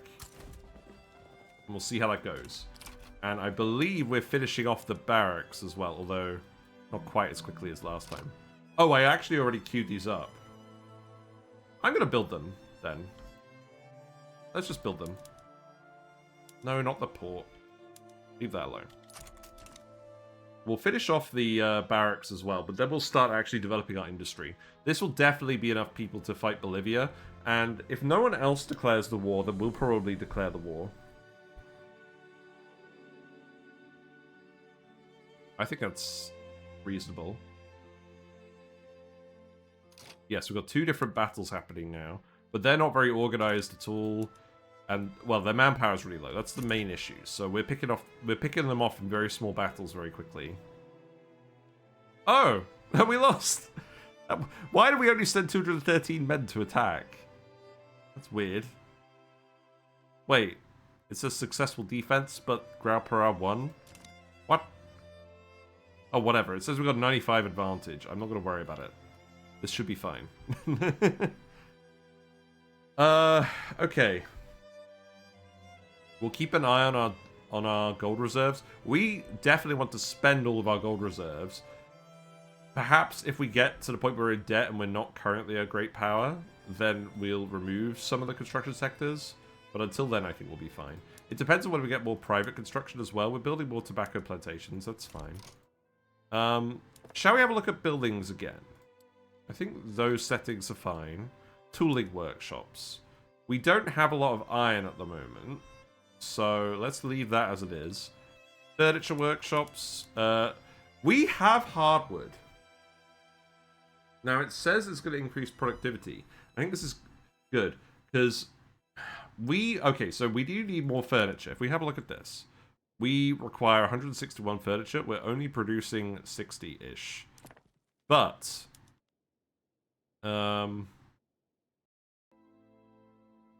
no, I think that will affect the price of furniture here.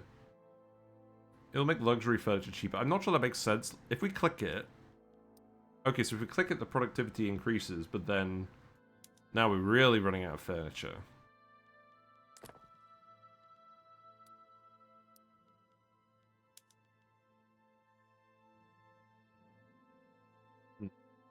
Yeah, these dialogues don't seem to be actually showing the correct numbers. I think we leave it for now, because we're gonna be requiring way more regular furniture. So let's start with that for now. We don't have silk, so it doesn't really make sense to make luxury clothes either. I think we're alright on these building methods for now then. And then, do we speed through it for this war? Maybe. We can see our literacy rates going up from our decrees. GDP has gone back up to where it was at the start, so that's good. The Brazilian-French Fellowship has formed as a result of an increase in relations with France, and it consists of the intelligentsia, the industrialists, and the petty bourgeoisie. So, we want interest groups to be happy if they have a lot of parties in them. It looks like they left the Brazilian-British Association, which is not great, because I think I want to be friends with Great Britain. But we'll mostly focus on appeasing the French, because that will benefit the most factions. So, I think we need to get relations up with them a bit first. And becoming a great power will, I think, help in that regard as well. And then we can get on a more even footing with them. But yeah, the Grao Para stuff is going pretty well. I'm not sure what this cloud texture means. I think that means it's like our claim and like someone else has it, but... Or does it just mean it's cloudy? Oh, it means it's impassable. We can't actually get in there. That's interesting.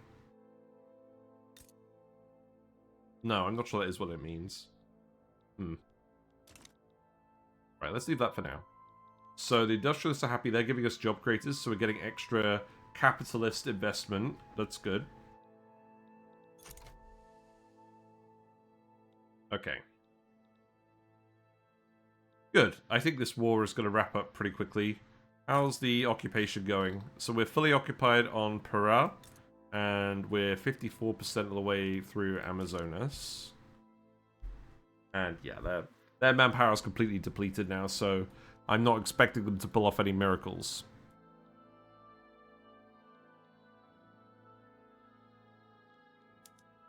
Again, I don't think we want to negotiate more on religious schools at the moment. But we will probably want to do that later. Okay, so we got rousing speech captivates the public. So this gives us more success chance, or we can make the leader of the church more popular and get more pop attraction. We do want that. So I think that's more important for now. Oh, there we go, we're done. The crushing of the Cabana Gem.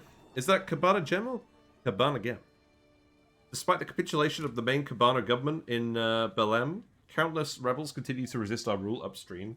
Hardened by years of brutal conflict, the Brazilian army has taken an especially harsh attribute towards rebel bands, mainly comprised of free Afro-Brazilian and Amazonian fighters. So we don't have an option. We fully devastate these states.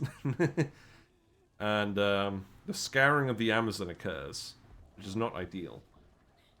So a few people are going to die immediately, and then more are going to die throughout, but we don't have a choice about this. Can we actually just leave this? We could leave this for 90 days. Is that worth doing? Nah, we'll just do it now. Yeah, look, we did it. It's all on fire. Patrick, we saved the city. We don't have a choice on that one. But the good thing is our war is done now. But what we probably want to do is we want to relieve the starvation here. So let's actually remove one of these education decrees, probably on one of these states, because these ones are pretty small after all. And then we could use emergency relief. We actually have extreme winds going on as well in this region at the moment, which is not helping. Let's just check these states as well. What's going on here? I mean, these states are okay, because they have a lot of industry. This state's alright. I think it's just Amazonas. But I think we want to put on Para as well, because we also, it doesn't say this, emergency relief I think also gives a 25% chance to reduce devastation by 5 each month. And at the moment it reduces by 0.1 each day. So that's decent. So we'll do that for both of these, which means I'll also remove promote social mobility from this one. And then we'll do emergency relief here and here. The thing about this, it provides food security and more market access price impact, but it reduces your tax collection by a lot. So I don't want to do it on areas that aren't like really suffering. It's applicable here because of the extreme winds, but this isn't making enough of a difference for it to matter, I don't think. So let's do that. I'm hoping this is going to stop the starvation, because we really don't want more people dying. Oh! Amazonas is always unincorporated. Okay. Amazonas has nothing in common with any cultures in Brazil. So this wasn't actually a mistake yesterday, then. I thought this would start incorporated, but it doesn't. So we'll want to incorporate this over time. If we have a look at the population as well, it's currently mostly just Amazonian, Amazonic, Afro-Brazilian. Do we want to incorporate this? We have a lot of bureaucracy, so we can do this. It's not a huge cost. I was just worried because I thought we didn't have to pay the cost, and we ended up doing it. So let's do this. Let's incorporate it. But this means we can now go after the other states here. So what should we do first? Let's just go after the bits of the states that we already won. So we'll go after Paraguay and New Granada first. But we don't need to conquer Paraguay. The state here doesn't actually have anything we need that we don't already have. So we don't necessarily need direct control over them yet. But we do want Peru because it has access to sulfur and lead. These are both things we don't have a lot of. We have some lead down here, which is also why it was important that we got this state back. And that's important for glass production.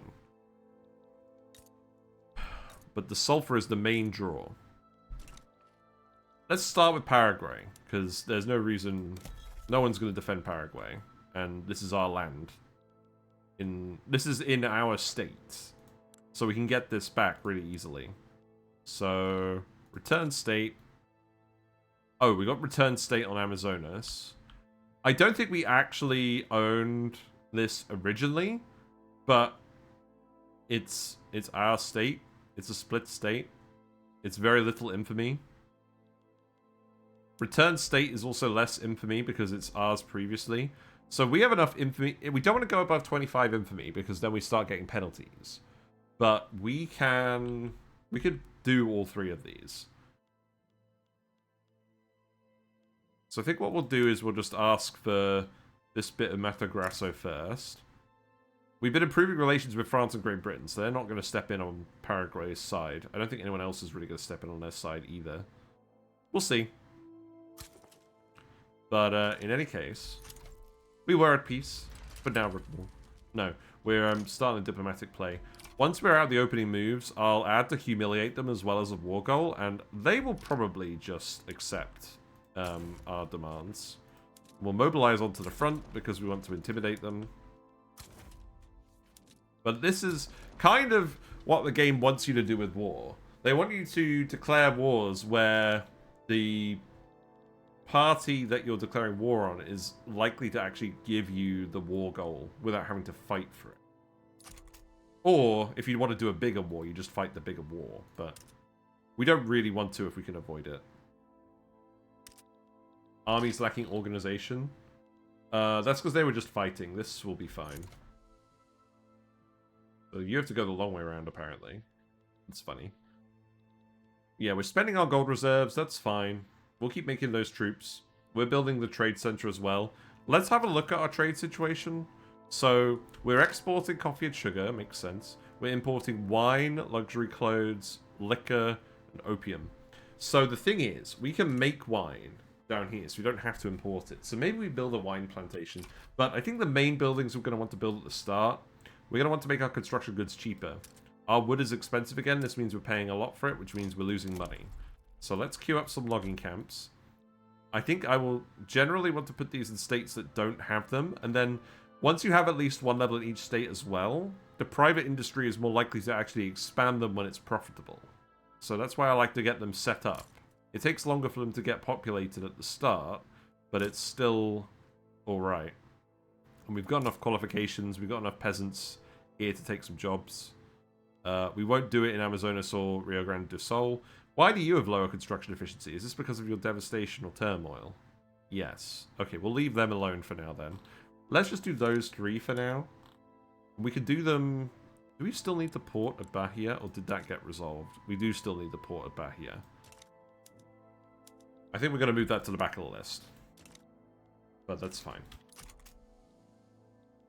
Right, so let's add our extra demand. Humiliation. And they're fearful because obviously we're going to crush them. So this means they're very likely to give in.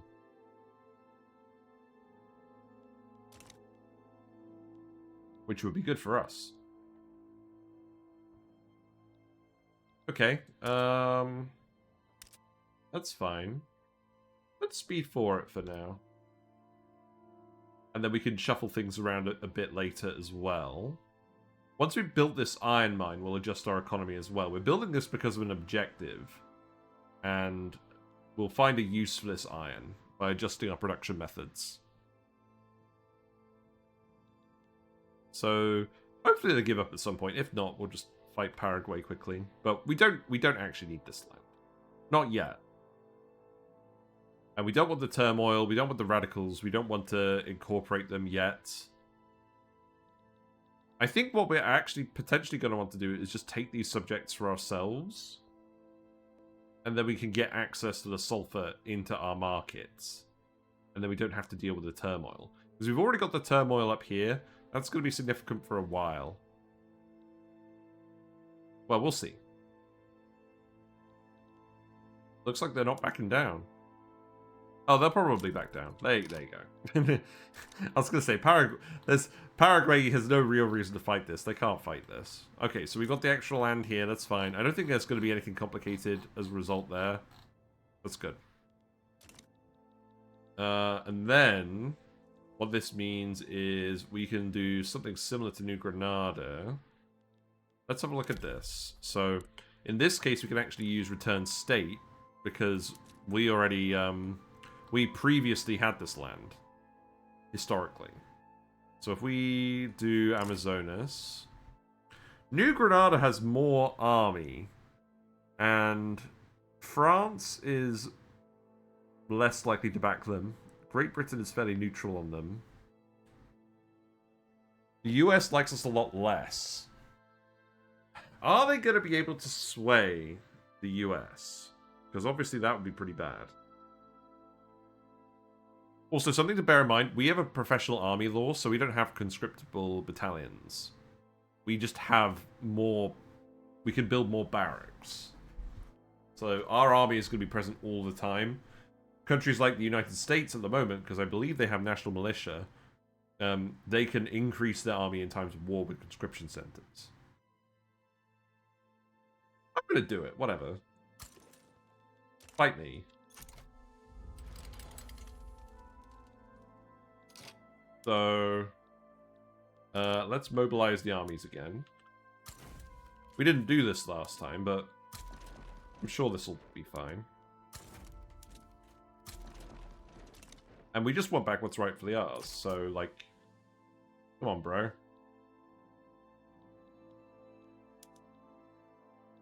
So they want to conquer the whole state of Amazonas.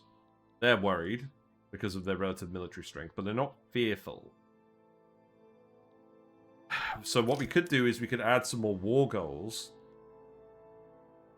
Do I care about anything else specifically here? I could get... You know what I could do? I could get them to liberate Panama. And then we could vassalize Panama or something. That might be good, because we're going to want that later. Yeah, whatever. We've got the maneuvers. And then this is going to make it more likely that they just give us the primary demand. We'll go after Panama later. We don't necessarily have to conquer the whole state of Panama either. We can just conquer this. We can just get a treaty port in this specific conspicuous region of Panama with the conspicuously shaped beach. I'm sure that's what it looked like in real life, right?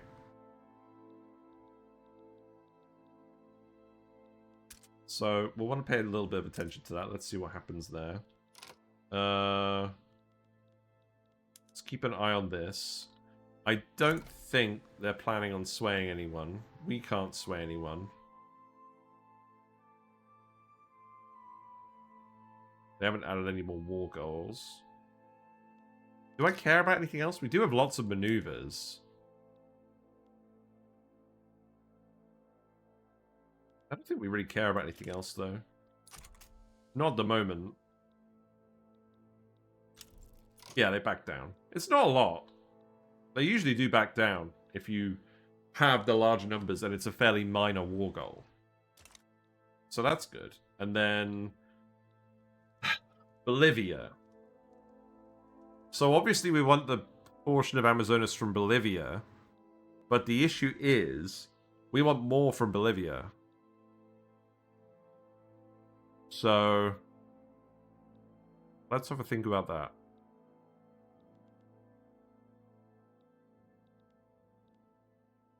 Our prestige is pretty close to the threshold. I reckon if we made a few more soldiers, we would hit the threshold. Maybe we do that and then we go after Bolivia. That being said, nobody down here likes Bolivia. Chile would probably help us out immediately. Argentina, not so much. Is this going to end up being Brazil and Chile against Bolivia and Argentina? That might be annoying. I don't think there's anything here we want.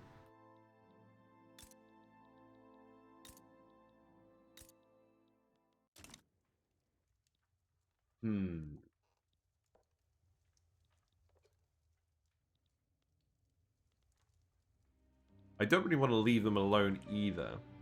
What we could do is we could just do a minor war to start, but the thing is, the longer we leave them alone with their subjects, the closer we get to them just integrating Peru immediately. So I think we do need to proactively try and split them up. Otherwise, it's not going to happen easily. So... let's see. Let's just declare return state. So, they've got a lot of troops. We've got a lot of troops. This should be fine. We may want to try and get someone else involved, but it may not actually escalate all the way to war. Now, if it doesn't escalate all the way to war, then we're going to need to declare war again in 5 years to make sure this doesn't fire, and we're going to need to wrap up the war pretty quickly. I think this is fine. Let's give it a try. We'll at least consolidate our borders. So, we got 2 fronts, we got 2 armies. This is good for us. So, mobilize down here, and then the other army can mobilize here. Oh, right, the North Peru front. What kind of silly front is this? Well, whatever. It's probably fine. So, let's lower it back down to speed 3. Let's have a look at this one. So, it's uncertain at the moment because of the relative balance of militaries between them. But I'm imagining we can sway countries. So we can sway North Peru. Why? They're cooperative towards us and they're defiant towards Bolivia. Okay, can we actually just take them as a subject willingly? That would be perfect. And South Peru won't accept.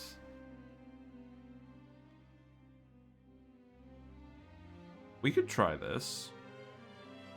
Let's try it. Whatever. Sway with independence.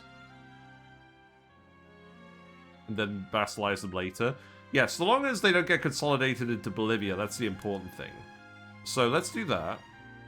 And then you probably... yeah, you wouldn't do it. Okay. That's fine. Let's see how that goes.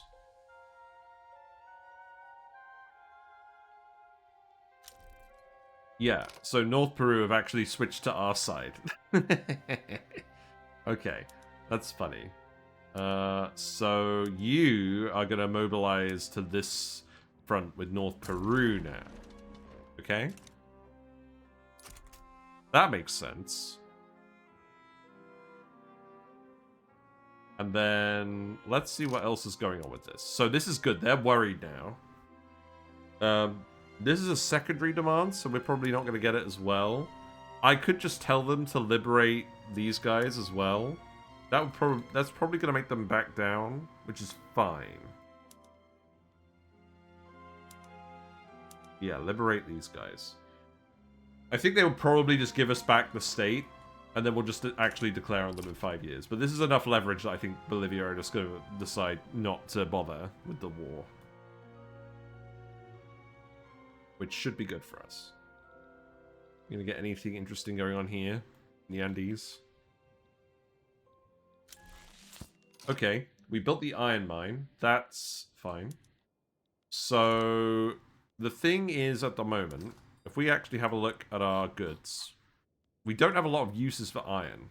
So let's increase the amount of uses we have for iron. So we go to our buildings. We look at our tooling workshops. We have actually got 2 workshops, one set to iron tools, one set to crude tools. Let's just set them both.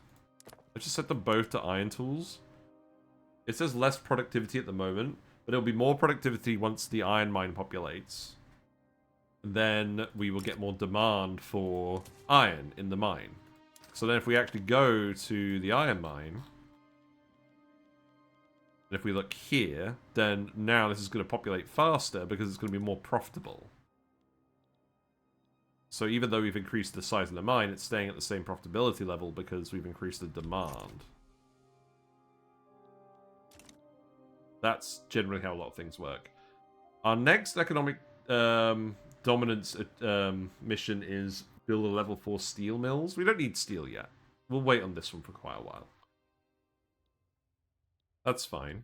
I don't think anything else is happening here.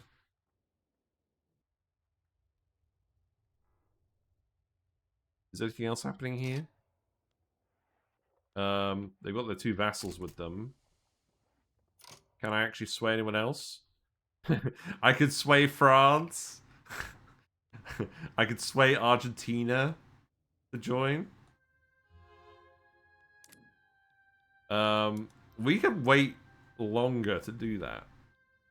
Potentially, if we actually end up fighting the war and achieving our war goals, if we get Argentina to join us at the last minute here, and then they don't back down, then maybe we could do everything at once. That would be nice. Also, we actually have enough maneuvers. We can tell them to do this even if they back down. The main issue with that is if we make it too demanding, then they're probably not going to... We're probably going to have to fight the war. But that's probably fine. Should we just do this? We do want to just get rid of all of their guys. North Peru's independence is secondary. So we would have to fight the war to get this anyways. You know what? Let's do it. I think we're going to be alright. We've got the maneuvers. And we can sway Argentina as well, somehow. Do they just hate more? Would I want to transfer states? Yes, because Argentina has part of Jujuy. And Bolivia has the other part. So we could do that. No, they don't want it. Sway with war goals. Sway with return state. Yeah. Here you go. We can add some infamy for this. That's fine. We've got enough buffer here. Yeah, let's do it. We're being a real rapscallion here. There we go. So if they back down, we'll liberate their 2 subjects and we'll get Amazonas and North Peru will probably declare independence separately after that. We have Argentina has joined on our side. This front isn't filled at the moment. They will fill that surely. Let's also revoke our rivalry on Argentina. That seems fine. We've got a penalty here at the moment that's giving us a prestige penalty. So let's stop improving relations with Mexico. There we go.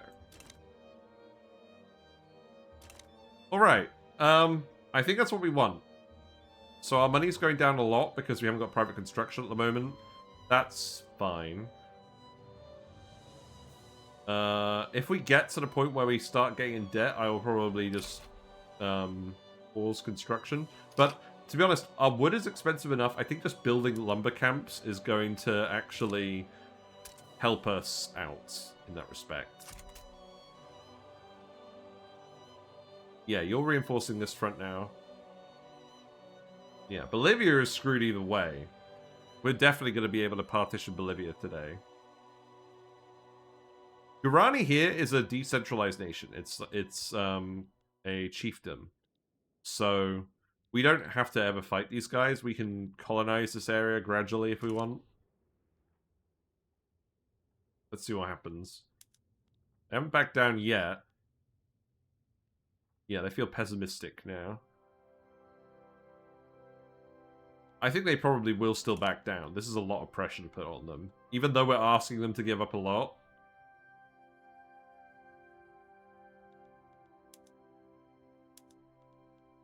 I guess North Peru is going to have a truce with them if we back down.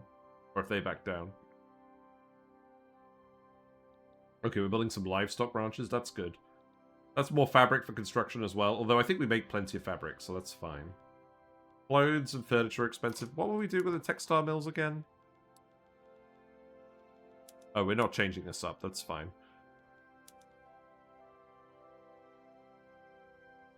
Yeah, I don't believe this. I think we just need to build more furniture. And then we can switch to making some luxury furniture and start using our hardwood a bit better. In fact, actually, let's just go back to the lumber mill. Because we've got one... Oh, we've got wooden... We've got simple forestry in some of them. I think we just want to switch all of this to sawmills, right? We'll just trade for the tools. We need the wood, frankly. Yeah, just do that, please. Let's see how that goes. That should decrease our costs a lot, right?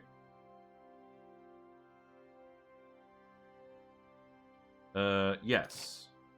No, not really. Okay. It didn't really make much of a difference. It's fine. Right, well, it looks like this is actually escalating to war. Unless they back down at the last minute.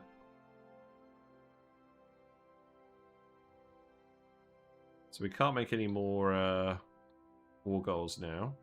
Yeah, so we're initiating the Bolivian war this time. There's religious schools, so that's more education access, that's more Catholic political strength, and that's good for us.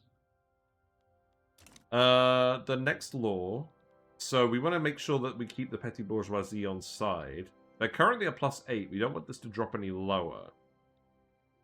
Let's pass another law that they want. And let's do the health system. Let's do charity hospitals. Again, this is cheaper than usual. Again, this actually gives us more church strength, which is good at the moment. And it reduces mortality and increases food security. So that's good for us. And the industrialists don't really like it, so we'll lose their bonus. The Catholic Church like it a lot. The trade unions like it a lot. And we're agitating for them to become more relevant. So that seems relevant as well. What's the industrialist bonus? The capitalists investment pool contribution efficiency? That's kind of nice, actually. Maybe we leave that, then. For now.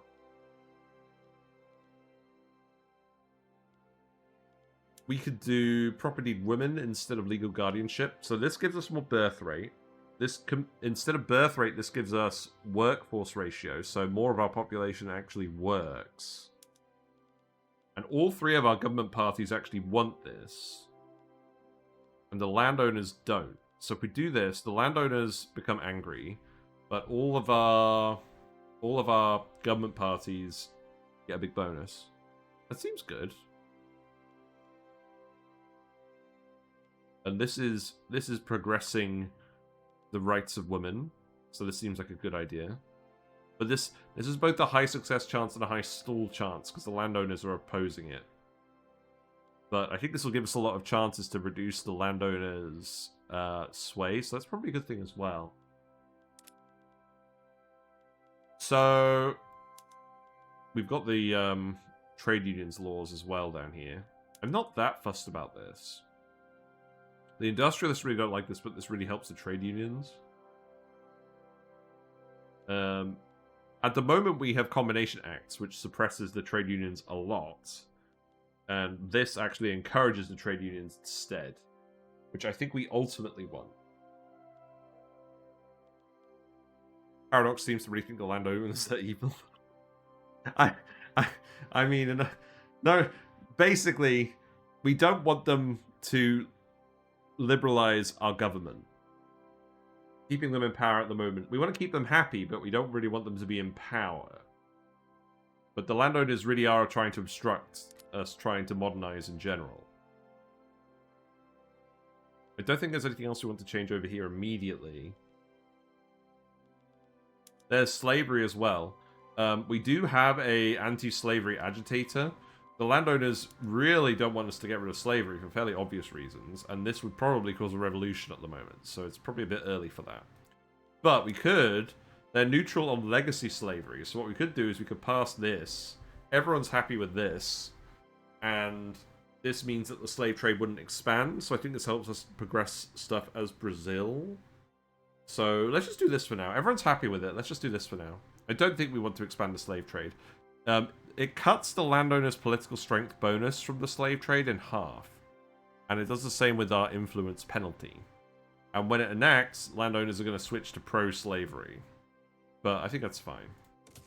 Let's do that.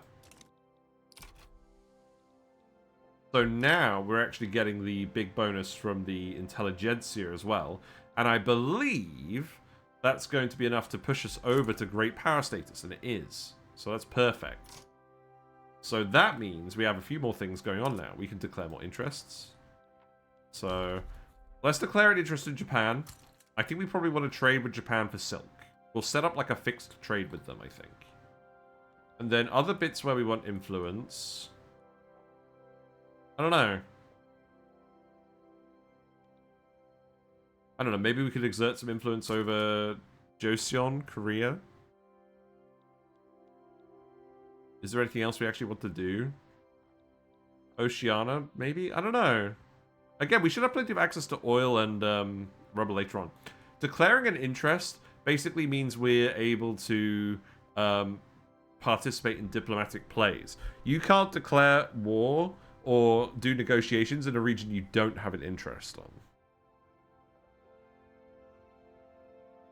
And we want interests in places that have things to offer us that we don't have access to, I believe.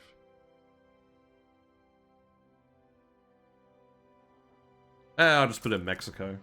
That's fine. We're probably not going to use all of these at once, but at least this way we're aware of things and we can influence things if we need to. But yeah, now we're a great power. We get the full benefit to our interest rate. So now debt is cheap. So we'll keep our construction sectors and we'll go into debt. We've also got the petty bourgeoisie bonus. We need to keep these guys happy. Can we negotiate with the petty bourgeoisie on this? We can, and they're amenable. So let's do that. They want us to invest in more furniture manufactories. So this is pretty easy for us to do. They just want us to build an extra 2 within 10 years. And during the period of 2 years, we get less construction sector throughput, which is not necessarily a bad thing. It means we're spending less money on construction sectors. It also means we get less private construction allocation because we're allowing the petty bourgeoisie to determine this a bit more. But this is fine because we can just build an extra construction sector or 2, balance out on the throughput, and then when we're making more money when this penalty expires, we'll be able to pay for those construction sectors. That seems good. So we'll do this. That will make them happy and make sure we keep this bonus around. And we will build 2 more construction sectors. Probably not in any of these states. Actually, we could build one in Parana. That's fine. Build one in Parana. And I don't know. Which states are cheapest? They're all expensive. I'll just keep building them in Rio. Get the throughput bonus, maybe. Okay, so let's finish off the logging camp, and then we'll do those 2 construction sectors, and then we'll keep going. So we've got to build 2 furniture manufacturers in 10 years. Actually, you know what? Let's queue those up too, because we're probably going to private build these. I think we want to build these in separate states. Let's build one in Minas Gerais, and let's build one in Bahia. Oh, we're kind of running out of infrastructure here.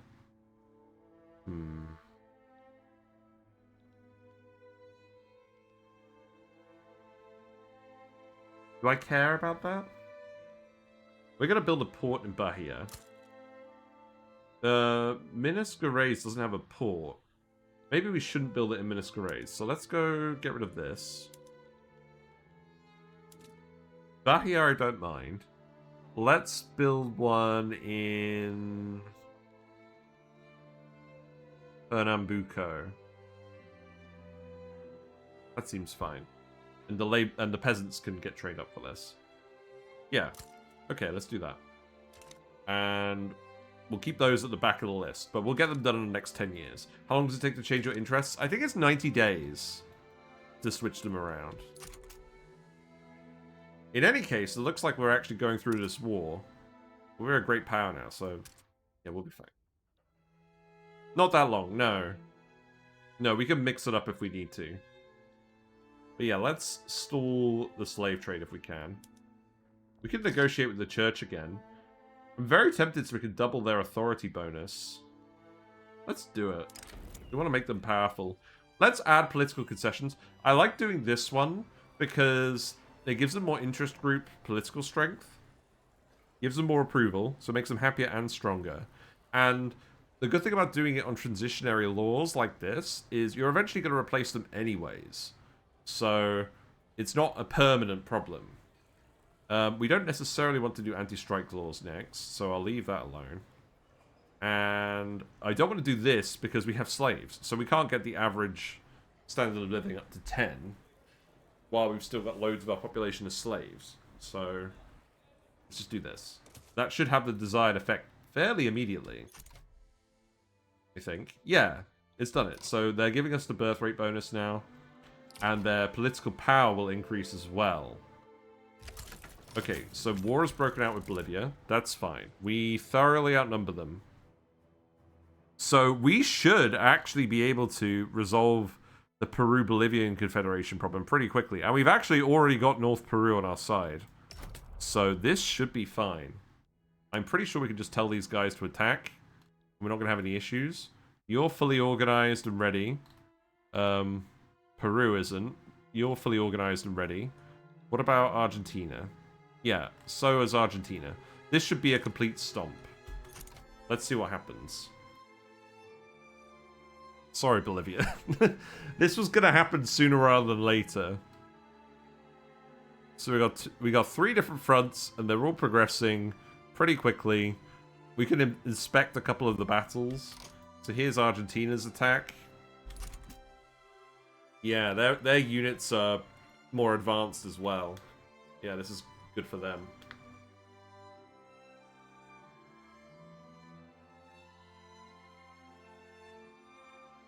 We want blue bars in all of these battles because we're attacking on all fronts. Which is fairly obvious.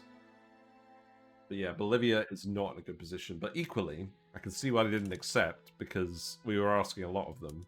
But unfortunately, I don't think they really have much of a choice. We've really actually managed to negotiate a pretty conclusive conclusion to this war. Pretty immediately. I think... I don't know, how close is this to what happened historically? Also, it looks like the emergency relief is still here. We've removed our penalty from authority somehow? We've still not got quite enough authority for another decree, but we'll keep that in mind. We've got a new national hero. Il Defenso Diaz has proven himself in the battlefield, and after a stunning victory in Bolivian Amazonas, he's become a rallying cry for the nation for the police to people. So this is interesting. We can either condemn him and he dies, that's kind of harsh, or we can make him a national hero. So this means we can integrate the police to people. So that's relevant to this journal entry, where we can integrate these cultures into Brazilian culture. Brazil is a colony without a motherland, a state without a nation. To forge a single identity from all the peoples who inhabit this vast land will take careful deliberations, the completion of Herculean tasks, and a steady hand. Is a single united Brazil truly possible? Well, we hope so. This should be able to happen. And if it does happen, we get a nice bonus. So we'll do it. We'll make him a national hero. And then, importantly, this means we can click this button.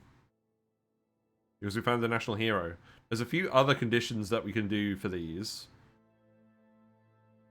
I think we should be able to integrate these two cultures just based on getting the devastation down. So that would be good as well. And then this one requires either slavery banned or a regional national hero. Okay, so we probably want to do another war involving the Nordestinos.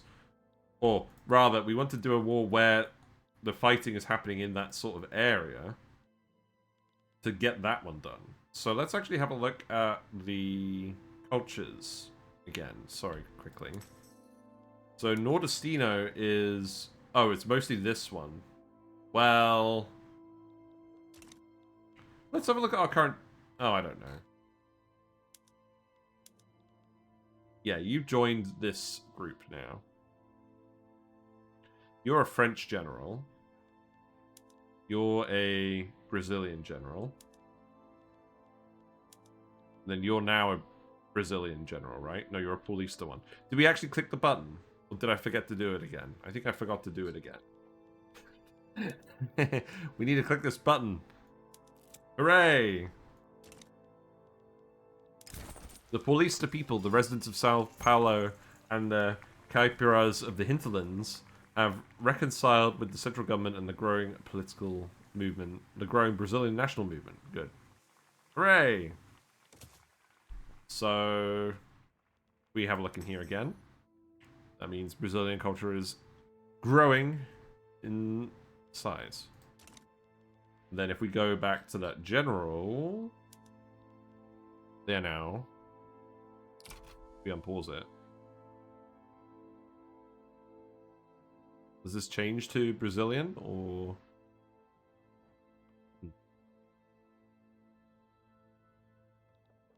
Look again. I don't know. In any case, the general population has changed, so that's what we wanted. Paper is very expensive now. Why is paper very expensive? Paper is probably expensive because wood is expensive, right? So it's less profitable. Let's check that. Yeah, you're not hiring at the moment because wood is so expensive. So we just need to get our wood prices down. Which means probably another 2 lumber camps. If we look here, we've actually got a deficit of 400. Each lumber camp is 60. So I think this means we just want to increase the lumber camps in general, where it's convenient. So probably ones where it's got lots of infrastructure and full bars. So let's do Sao Paulo. I'm not sure we have to think about it as much as I am thinking about it, but I want to make sure we're doing them in states where they're already all filled up. We haven't got any obstructions to the actual workflow. Because some of them just won't have enough people to hire. And some of them will be expensive to build. I think Bahia again. Let's do those ones as well. The infrastructure penalty is like a long-term thing, so let's fix that after the wood price issue. I mean, the good news is we can get into a lot of debt now, and the interest will be very cheap, but obviously, the other thing is, because our country is quite small, our credit limit is going to be quite small, because of our population being quite small. We've got a lot of land, but not a lot of population. Not a lot of buildings where people are employed and building up cash reserves. So we need to think about that.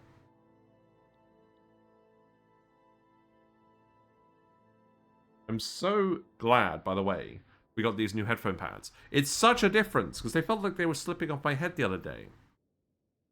It was so annoying. Where's Argentina going? Where are you going? I think it's fine.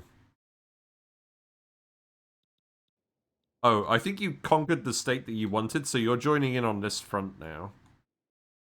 Fair enough. That's kind of a weird route to take. I hope you like walking through jungle. This is going fine. Can we set up a power block yet? We can, because we're a great power. We'll do that after the war. But when I say we've got a small population, I mean... well, we're number 25, so it's not bad. But remember, we've got countries like China,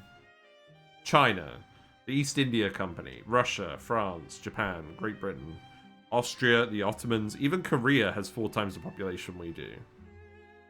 In the US. So we have a lot of sway at the moment, but we don't have a lot of we have a lot of room to grow. But again, we don't need to directly conquer this land yet. We just need access to sulfur, and then we can just industrialize for a while and expand our hegemony. Possibly just diplomatically. We'll see. Yeah, Iquicha is done.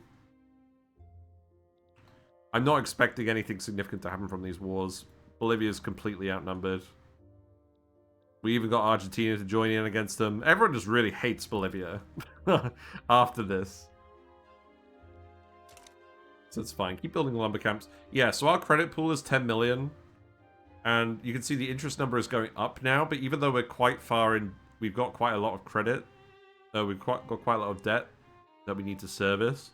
The interest is going up very slowly compared to our other costs. So our gold reserves can dip quite a lot, and our actual balance is not going to dip by anywhere near as much. So we'll get into the debt, and then we'll pay it off. But it's always worth decreasing the cost of construction goods. Which is why it shows up in here.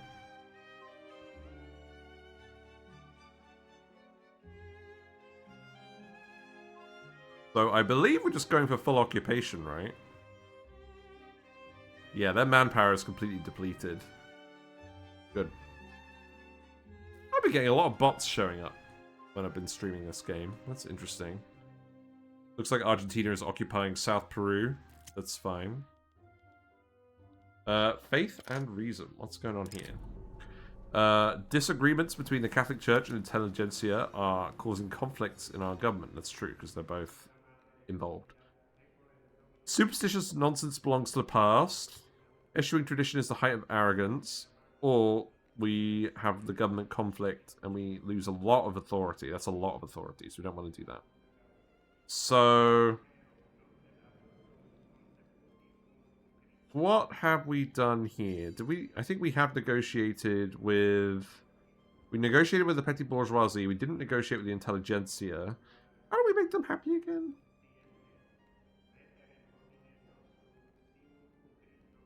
Law changes. Oh, it's because we're doing this law change. Let's not piss off the intelligentsia. Let's piss off the church, because we don't want to lose the prestige and lose great power status. That's very important now that we've got it. That's fine. They could take it anyways. Yeah. War is going well. That's what having line infantry does at this point in the game.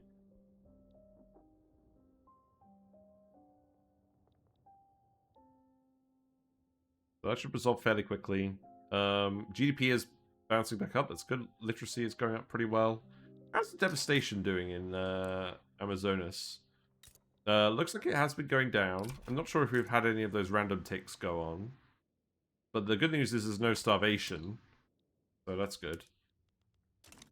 What else we got? With the beginning of the election season, the patronage networks that riddle rural Brazil have roused themselves to readiness. The Mendaus await the marching orders of the provincial governors. So, again, we have modifiers at the moment that reduce the impact of electoral confidence. So I don't mind outwardly supporting the Exalted Liberal Party. So let's do that for now, and then later on we will let the elections just progress normally. And normally when that happens, you get a lot of different events that let you less directly manipulate the party momentum. And we'll do that once we're trying to legitimize the elections, but that's not going to happen for a while, regardless of what we do. Because of Brazil's unique modifier. Okay. This is looking fine. Looks like we're getting radicals from standard of living decreases. That's fairly normal. We got grassroots supports for law. This is funny. So the landowners like this, but we're taking away the landowners' political strength with the law. But they're like, but it's still slavery. Or we can make 20% of the lower strata pops in our capital more loyalists. Let's do that. Let's get more loyalists. When you have loyalists, you get extra interest group approval. So that'll be good for us. Ooh, they surrendered. They surrendered immediately. Okay, so the 2 states got returned, and North Peru got independent. And they've got colors here. Does this mean they're independent? Yeah, they got liberated. We got all of our demands. Nice. Okay, well, that's good. Our army is in exile. What does this mean? Heading back towards the Andes. Okay. That should be fine. Formation cannot reach HQ. Yeah, just go back to the Andes and then that will get solved later. I don't think I need to worry about that. Good. What else does this mean? So we want to be... we want these guys to become our vassal. What we could do is we could invest in their sulfur production and then vassalize them. I don't know. Let's leave it for a minute. So if we look at the Peru-Bolivian... yeah, if we look at the Peru-Bolivian-Confederation, we should immediately achieve a Restorer victory. This progress bar is a time bar. So we should get an event pop up about that immediately. Or by the end of the week. Yeah, there we go. With the there we go, we did it. We broke up Bolivia at the very start. Good. With the dissolution of the Peru-Bolivian-Confederation, a nascent rival to Brazilian interests in the Andes has been defeated. The balance of power in South America has been set right once more. Hooray! A terrible thing has been smothered in its crib. So we get extra prestige and we get extra loyalists from political movements. Nice. So we did want to do this. Okay. So this means that Peru has just united into one country. I guess that makes sense. As part of the event. Again, we probably just want to vassalize Peru. We have a truce. They have a truce with Bolivia. So can we just attack Peru right away and vassalize them? Because we don't need to directly control this land. We just need to make sure the sulfur's on our market. We got access to that part of Amazonia as well. That feels really harsh, but I also want to do it. Let's at least wait until our army returns to HQ. Okay. And all is right in the world. Okay, good. We're at peace again. Market prices have gone down. That's good. But still relatively cheap. We could probably focus on these furniture things now, couldn't we? That would be good, wouldn't it? So if completed, they get +1 approval for 10 years. And then 5% of the petty bourgeoisie become more loyalists. So we should probably complete this right away, if we can. Yeah, let's just keep our current list. And then let's leave that alone for now. You're building more cotton plantations, that's fine. The manor houses in Rio Grande do Sul are going to build some vineyards. That's also fine. Because we want some wine because we're currently importing it and we can produce it ourselves. So that seems fine. Yeah. Okay. But yeah. Invasion time, go. Yeah. We don't need to directly conquer this land. I think we want to consolidate the Brazilian culture first, and then go from there. We don't really want a lot of infamy, because we want to attract migrants as well, later on. Okay, so we unlocked stock exchange. This was the tech that we were researching. So, goods should flow a little bit easier within our market now. That's good. We look at the other techs. So, lathe is coming up. That's good for our clothes and furniture production. That's very important, actually. That's spreading, so that's good. Well, you don't need to play the game, given you... Yeah. Banking for the extra minting and the extra loan interest rate seems good, especially now that we're actually now starting to accrue some debt. Let's go for banking. I always like doing the social techs and letting the production techs spread to us. That way I'm not getting overwhelmed with production-related decisions right at the start. Looks like Britain is trying to take a treaty port in China. Interesting. Anything else interesting going on? Last time we did this, Britain took Tibet off of China. I'm not sure how much return they're going to get on that investment, but that's fine. Right, where are you then? Europe, Brazil. Europe, Brazil. Okay. How organized are you? You're still building up an organization. This is fine. Peru is not going to put up a fight.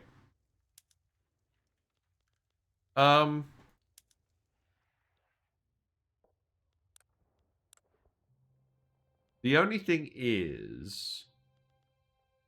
So, making them a protectorate would cost 11.5 infamy. We want this to decrease then to 14 or 13 before we do it. Because we don't want the penalty from that. The fish is colonizing. We've reclaimed our natural state borders, and we've also fought off the splinter factions from the very start of the game, so that's good. Let's stay at peace for a little bit. Let's remove some of this infamy, and then we'll vassalize Peru when we next get the chance. I don't actually really... Wait. Oh no, that's a different state. That's fine. I don't think there's any... I'm going to leave it on speed 3 for now. I don't think there's anything we need in Bolivia. There are some gold mines here, but that's just money. We have money. Oh, you have a tiny little bit of Mato Grasso? Well, we'll get that in 5 years. I don't really care about Santa Cruz as well. Potosi has some gold mines, some lead. We have lead. So that's not the end of the world. Antofagasta, this is part of... I believe Chile wants this. This is sulfur. I mean, gold's good, but it's just money. We have money. Looks like our construction costs have come down a lot. That's good. Oh no, that's just because the building was rolling over. That's fine. Our politician has died. Who are you? Who are you? It would have been nice if it said who this was. Well, it doesn't seem to have had an immediate effect. Yeah, let's build that port in Bahia to get the extra infrastructure again. Because we don't want the penalty here. What about Rio de Janeiro? Why does Rio de Janeiro? Have we built too much stuff here as well now? We can build a port in Rio de Janeiro as well. I don't like building these because they cost money and they just give infrastructure. But do we need the infrastructure for market access? Let's think about this, right? I love gold! Yeah. So, without infrastructure, we get a penalty to market access. And this is world market access. So this is stuff that we don't have access to in our country. And we do have some things that we don't have access to at the moment. Because again, if we look at the trade, we're importing opium. Wine will be resolved, but luxury furniture, luxury clothes, we're always going to want to import. So I think we do want to make sure we're satisfying infrastructure. So let's build another port in Rio de Janeiro. But what we could do is... First of all, do I actually care about what the Netherlands are doing? Do we also want anything in these states? No, I don't think we do. Obviously, Europe wants these states because they have access to coffee here. It doesn't make any difference to us, really. We have coffee. So, I think... I mean, at the moment, Japan is in isolation mode. I'm pretty sure Joseon is in isolation mode as well. We can have a look at their laws, right? Yeah. Yeah. So we can't actually get silk out of either of these at the moment. What about China? I mean, I think we know the answer to this. Oh, they're in the Canton system. So trade is only permitted in a single coastal state, which is Western Guangdong. Oh, you know what this means? I think this means we want a treaty port with China, right? Surely we could do that and get access to silk. So let's set our interest away. I think I'll keep one on Japan because I think we probably just want to be friends with Japan long term. But maybe we get a treaty port in China, especially if Britain is going for this already. China has a lot of army, but they have some unique penalties as well, and they also have less tech than Britain. Britain is the final boss of this game. Britain is way too strong. I mean, that's historically accurate, but Britain is the antagonist. They inform a lot of what you do, and they're kind of the obstacle to a lot of what you do. So yeah, this is fine. But if they're fighting China, maybe we can sneak a treaty port here and get silk access in our market. That would be really good. So we're building the vineyards now. That's fine. Is there anything else I want to do? Do I care about Uruguay? Not really.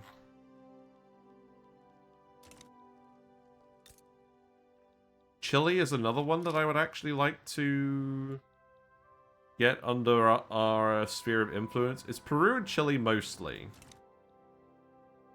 Chile are currently our friend. Oh, we got some influence back. Let's actually get improved relations going. Hold on.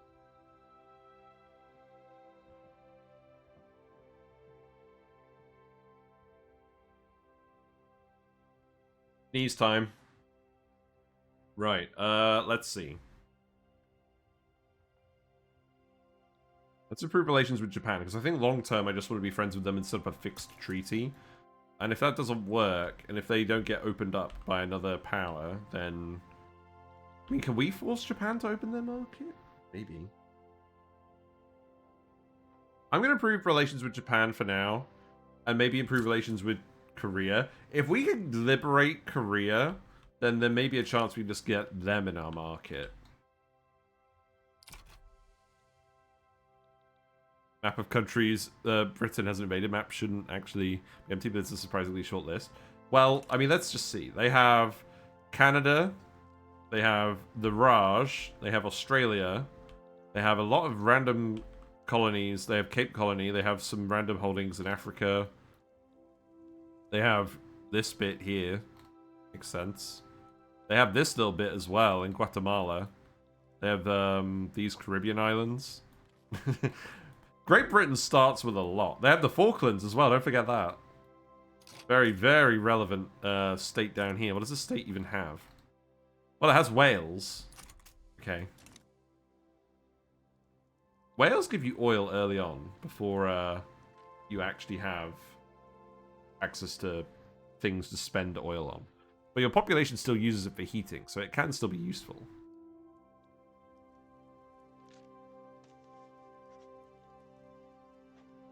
But yeah, we're waiting for infamy to drop. Is there anything else we want to do in the meantime? I mean, what if... What would it take to vassalize Chile? Chile is less infamy. We could do Chile sooner. How much sulfur does Chile have access to? A lot. And there's gold. I think that's what we do then. Let's get infamy down. I don't think we have a truce with Chile either, do we? Yeah, we don't. We could totally do that. I don't think they would accept. Also, a slight issue. We don't actually have a border with Chile. That means we'd have to do a naval invasion of Chile. Sounds annoying. Let's just stay at peace. Let's just stay at peace until we get Peru lined up. Because we're already bordering Peru. What about Venezuela? I don't think Venezuela currently has anything we want. Actually, Venezuela do have sulfur. They have sulfur and Zulia. I mean, I don't want to conquer the whole of Venezuela for one province, do I?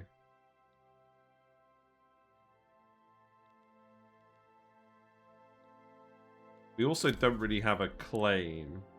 So if we did conquer state on Zulia, it would be isolated. That's a lot of infamy.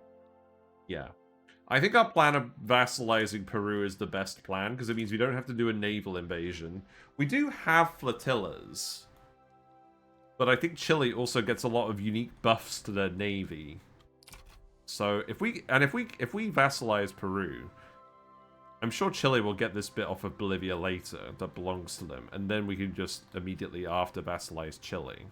Yeah, let's just do that. So we'll wait until probably 1840, and then we'll try and vassalize Peru. Okay. I guess it means we speed forward for a bit. We're still getting through legacy slavery. Oh, wait. Actually, there's one more thing we can do. Because we're a great power now, we can make a power block, I believe. So, all the great powers get... Or, if you're a great power, you can get access to a power block. We have influence. It costs 500 influence to set it up.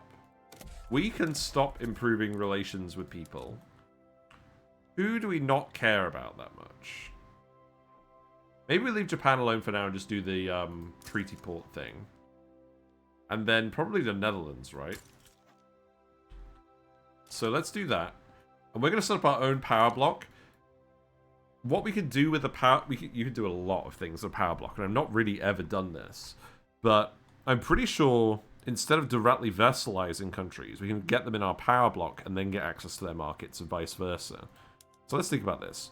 I think we'll probably want to do a trade league, because, again, the main purpose of what we're doing is literally unifying markets. We have a few different options. We do a sovereign empire, because we're a monarch. This gives us more authority from vassals, or we could just take authority from them and then subtract... we could subtract the authority from them and take it for us, or we just get... And that gives us a percentage amount of authority. Or we can get a fixed amount of authority per subject, which is probably better for us if we're liberalizing. We could do that. But we have to be a monarchy. There's a few different paths you can take with Brazil. You can become you can stay a monarchy with Pedro, or you can turn into a republic. There's achievements either way, so I don't mind what we do.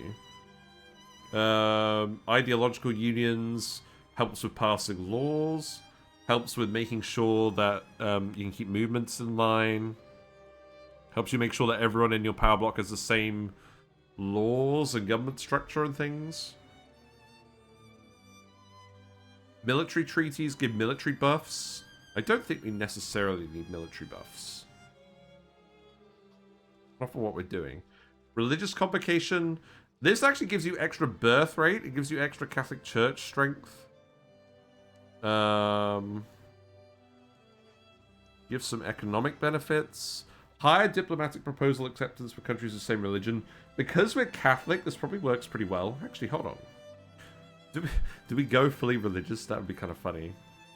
I think migration is going to be stronger than birth rate, though.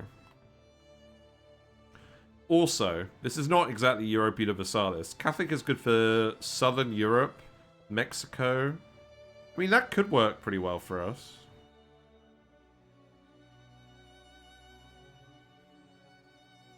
I don't know. I think I want to focus on trade. Or we could do cultural commonwealth. Impose same citizenship law. That's probably something that would happen later. We get extra tech spread, extra assimilation, extra migration. Okay, that's interesting.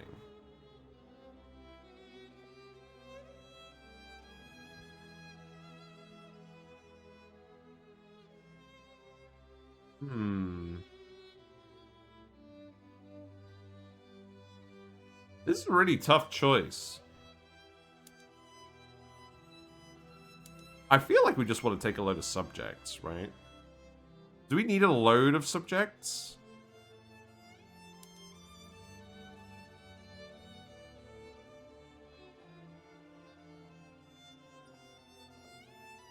Oh, man. Okay, I'll tell you what. Before we do this, let's actually customize our emblem and things. Let's see. Let's make this a bit of a darker green. Yeah. And then the emblem color, let's make that a bit more of a sort of... Yeah, that'll do. And then what emblem do we want? And what frame do we want? Let's see. Oh, let's just leave it green for now. This is very important, obviously. Let's do the wings. Yeah, I love how there's so much effort for like customizing the emblem and things, and then there's relatively little to do here at the start. Obviously, the gameplay stuff will become more relevant as we grow our power block. So let's do the wings and the center. There's a lot of things to pick from here. We should pick something funny, I think. There's an octopus. I really like the octopus for symbolizing the power blocks, but I think it's a bit on the nose. We got the Sigma. We could be the Sigma Chads. I kind of like that, actually. I kind of like that. Let's do the Sigma Chads. Perfect. And then, let's see. The crown. I like the crown. Yeah. Fish on the sides. Yeah, that checks out. Let's see. I don't really mind. Let's do this pattern. That looks good. Okay. And then the statue. Okay, now this is fun. So we could pick the pedestal type. I kind of like the idea of the water park, to be honest. Yeah. And then the hero. We can pick the octopus. I believe there is a fish. Hold on. Power fish. Yeah, there we go. Look at that. Perfect. And then the left hand, it can be holding a rifle. No. Let's see. What do we want? What do we want it to hold? We could get it to hold the banners. Oh, right. Hold on. Right hand. Yeah, there we go. Look at that. It's a fish with 2 flags. I like that. Okay, I really like that. Yeah. And then the head. It could be wearing a top hat. Okay, yeah. The academic hat, the crown. Let's give it the crown. I think we're gonna do monarchy stuff. I think we'll keep the monarch because I mean you'll see why next time. I think we haven't actually got there today because we've had more stuff to do. But let's do that as our power block statue. That is relevant because you build these later on for bonuses. You vote top hat. They say a democracy. You're not voting on this. Yeah, I don't know. So, also, bear in mind, each power block type has a different thing. And I think I am going to go with Sovereign Empire, because we can get what we want from vassalizing people, and this will give us a lot more authority, generally, and the benefit from the statue is actually reducing the decree cost. Top Hat Redemption? That's rename something. Can you rename the power block? I'll tell you what, you can rename the power block. That's an actual rename. I'll let you do that, provided that you're being sensible. I think we do want to do this. I think we do want to do this because we can force people to join our power block. We can subjugate people and make them vassals once they're in our power block without actually having to fight them. And we can get authority and we can spend it more efficiently. And that's going to be relevant to us because we're a large country with a lot of states. So this means we can maximize... This means we can maximize the amount of decrees we use. These are very powerful, and there's a very powerful degree for migration attraction as well. I think this is what we do. I think this makes sense. So we pick this, and then the principal will pick... Let's pick vassalization for now. Oh, this lets us enact decrees on subjects? Wow, that's really interesting. Good. So that means we can actually encourage resource industry on our sulfur mines in our subjects. Yeah, let's do that. I don't think we need exploitation of members. It depends on how... I think we would rather have the fixed bonus, because I think our general income is going to be less, because we're going to liberalize, and this additive bonus will counteract that a lot. Yeah, let's do that. Okay, and then this will update over time. And then we're going to call it... We'll call it the Top Hat Empire. And then we will give it the top hat, because that feels kind of silly otherwise. What are the other hats out of interest? We've got the pickle helmet, we've got the halo, we've got the Roman helmet. Yeah, top hat fish. Good. Good, okay. That'll do. Is there a top hat emblem? Hold on. I'm not sure. That would be a bit weird. Maybe. There's a few weird emblems in here. But I don't think a top hat would be one of them.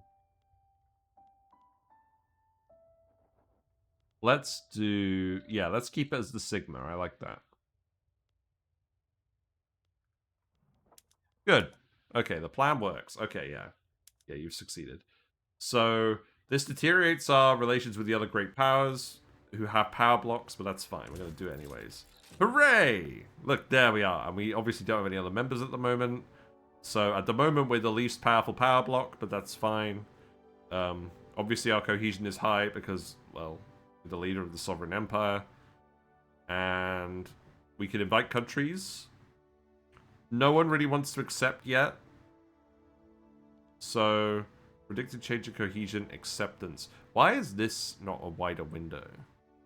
We need a chicken wing emblem. Lol. Are we doing well, chicken boutier?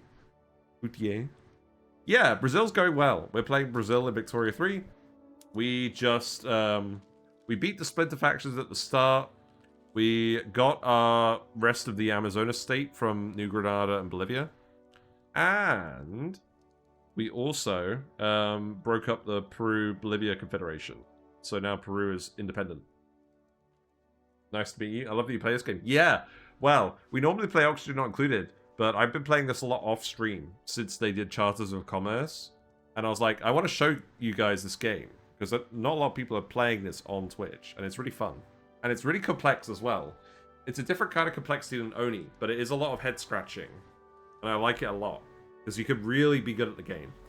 And it's very asymmetrical as well. I must admit, the AI does not really know what it's doing a lot of the time. But that's fine, because it's not a symmetrical game like Civ is. The whole point is you're trying to see if you, like, how quickly you can outpace Great Britain, who controls so much of the world, and stuff like that. It's a lot of fun. But yeah, we've done all our objectives today, or our initial objectives.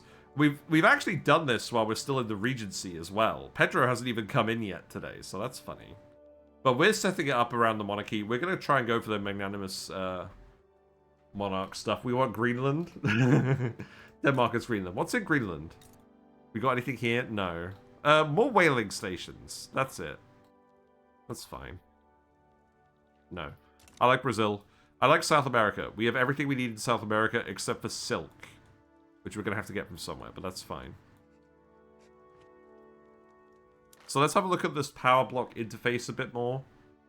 I'm going to wrap it up in a minute because we've done everything we wanted today. I really like how we look on the map, though. Look at this lush green with the flowers. It's truly the Amazon here. But yeah, if we want to invite countries, so obviously we can't invite Great Britain. Nobody wants to accept. I think we need to figure out stuff to do with this. Wait, wrap it up. I just got here, bro. I know, I'm sad. We've been here for 3 hours, and this is our usual streaming time. We usually stream weekday evening, 7:30 to 10:30. Obviously, the VOD is on Twitch, so you can have a look at that. And we do have a YouTube channel where we post everything as well. Or you can follow me, and you'll get notifications when I go live. It's usually Monday, Tuesday, Wednesday, but this week has been a bit weird. So I'm hoping I'll be back tomorrow. I'm gonna be playing this all the way to 1936. We're gonna see just how much crazy stuff we can do with Brazil, because I think we can do a lot of crazy stuff with Brazil. And this is also kind of the prequel to our Surviving Mars series where we played as Brazil. So I feel obligated to see it through to the end of the 100-year period. And we've done 3 years today.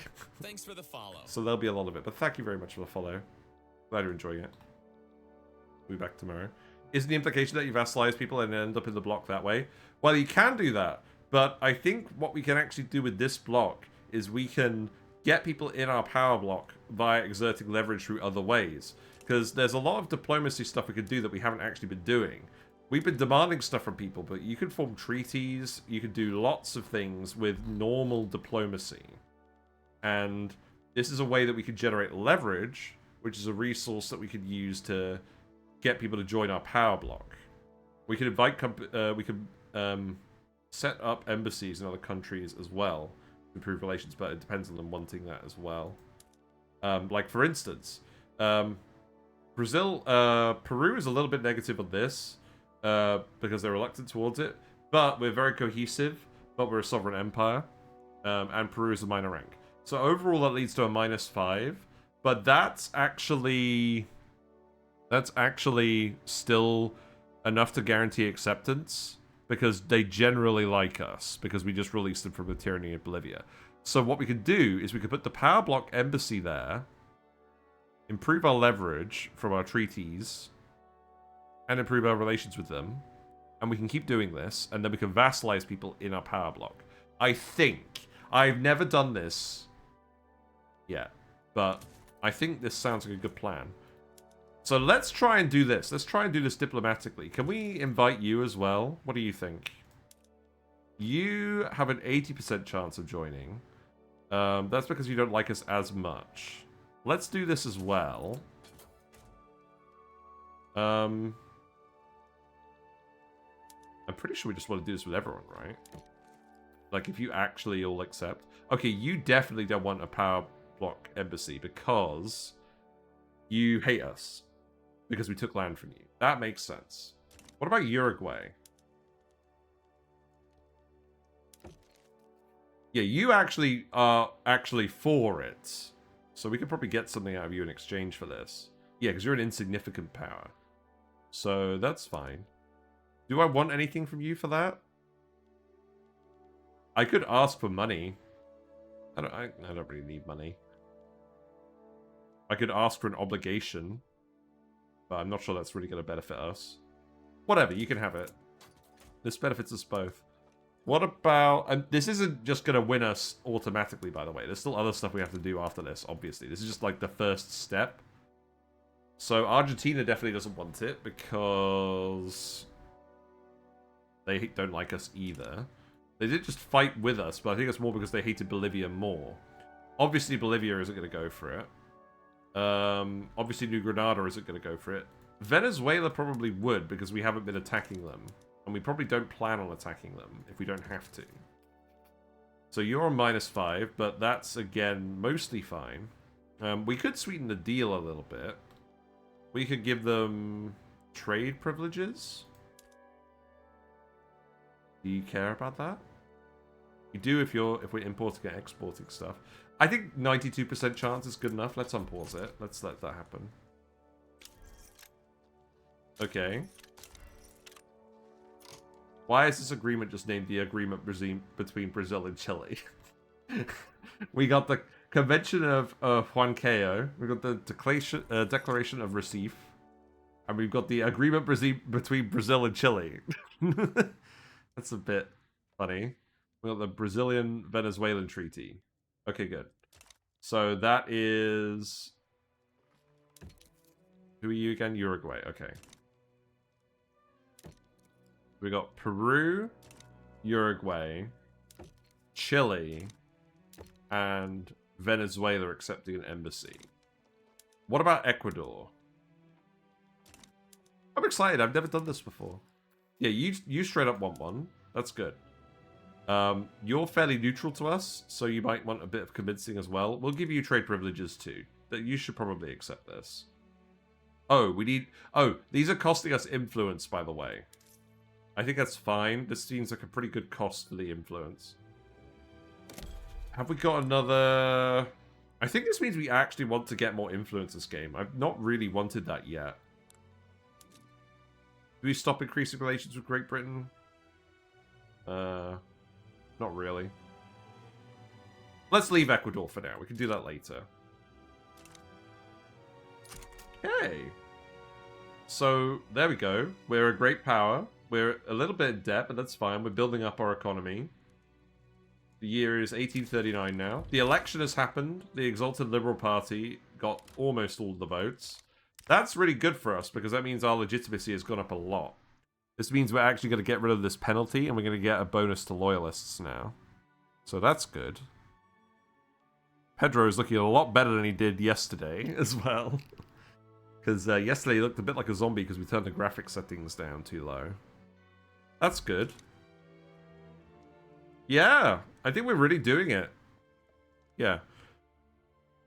So the next step is really increasing our industrial capacity, getting people into our power block for real instead of just having an embassy, and continuing to increase literacy. But this means we probably don't have to declare a lot of war. We probably still want to fight New Granada to get Panama directly. We probably still want to fight Bolivia just because they're annoying. Maybe the same with Argentina. We'll see. I think we're going to save it there, though. I'm pretty happy with that. I like it. But what are we going to do as the thumbnail? I don't know. Thumbs up. Maybe we'll load up the Power Bloc menu here. The Top Hat Empire. Shame we can't make him wear a top hat. We'll learn more about Power Blocks. That's fine. Maybe... Yeah. We'll figure something out. I do like the Sigma emblem. Right, let's wrap it up then. But this is good. We're off to a very promising start. So let's call this... Wow, it takes a while to delete this text. Stream Run 1. We'll save that. We'll pick this up tomorrow. But yeah!